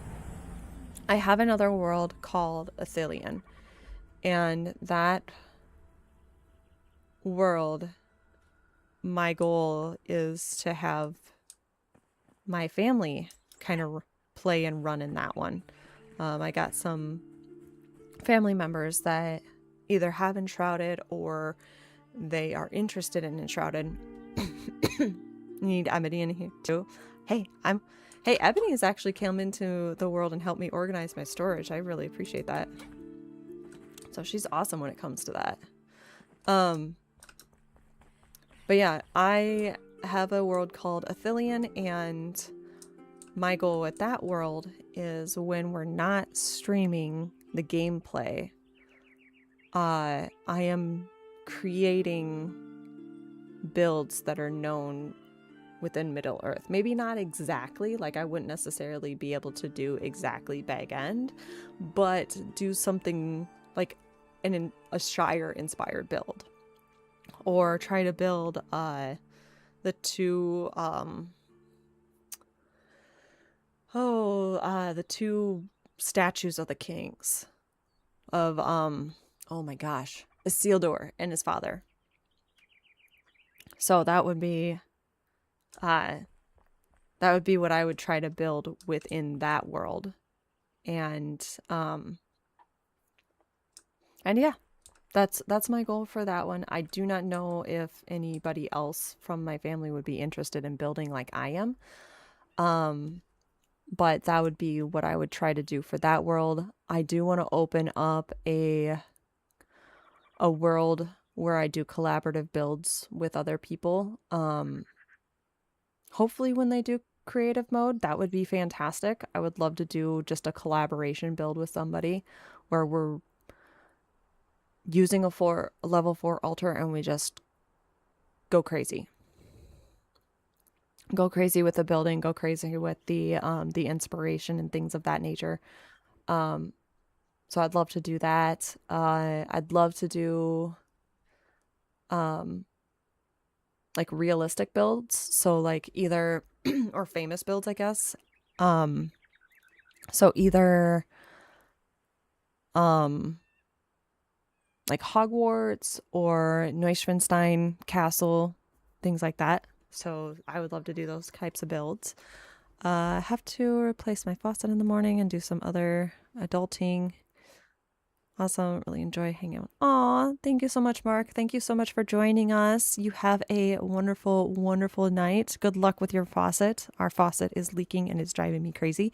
So I can relate to that. But you have a wonderful evening. Sleep well, and hopefully the adulting isn't too hardcore adulting for you. Awesome to talk to you as always, sir. I know. I wish I could stay. Oh, the nice thing is, like, I'm actually kind of wrapping up. It is 1 o'clock here, and I want to check in with BB. I haven't checked in with hubby in the however many hours I've been streaming. Oh, geez, over 4 hours I've been streaming, so I am probably going to be calling it quits here soon. So don't worry. I'm heading out the door too. So, lovely chatting with you. Gonna be playing with Geek Tech Media. He's another small channel on the 13th. Oh, nice. Is that an Enshrouded build, Ebony? Romantic Dark. Ooh, nice. Yeah, I also would love to do a floating castle.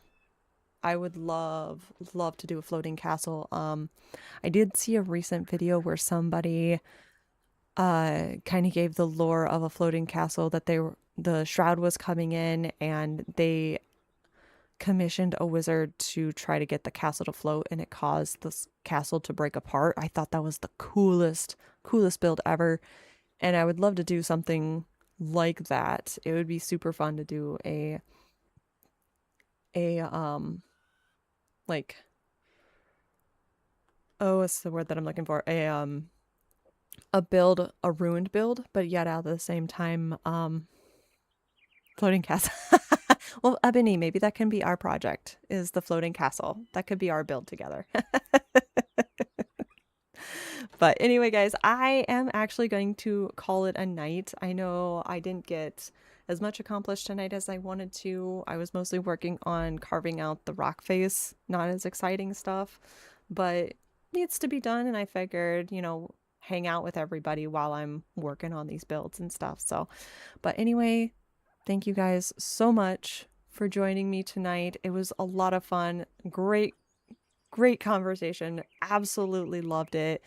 So I really appreciate you guys coming and joining me. I really appreciate you guys just being here. Honestly, it's so much fun. You guys make streaming so much fun. So thank you so much. But anyway, guys, have a wonderful rest of your day wherever you are in this incredible world of ours.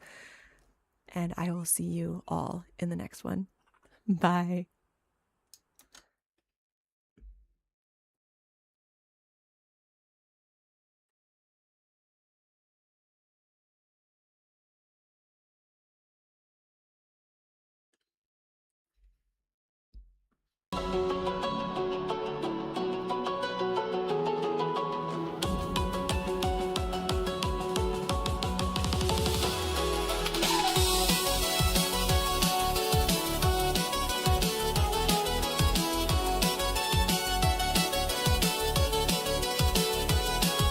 The last boss is crushed, we've won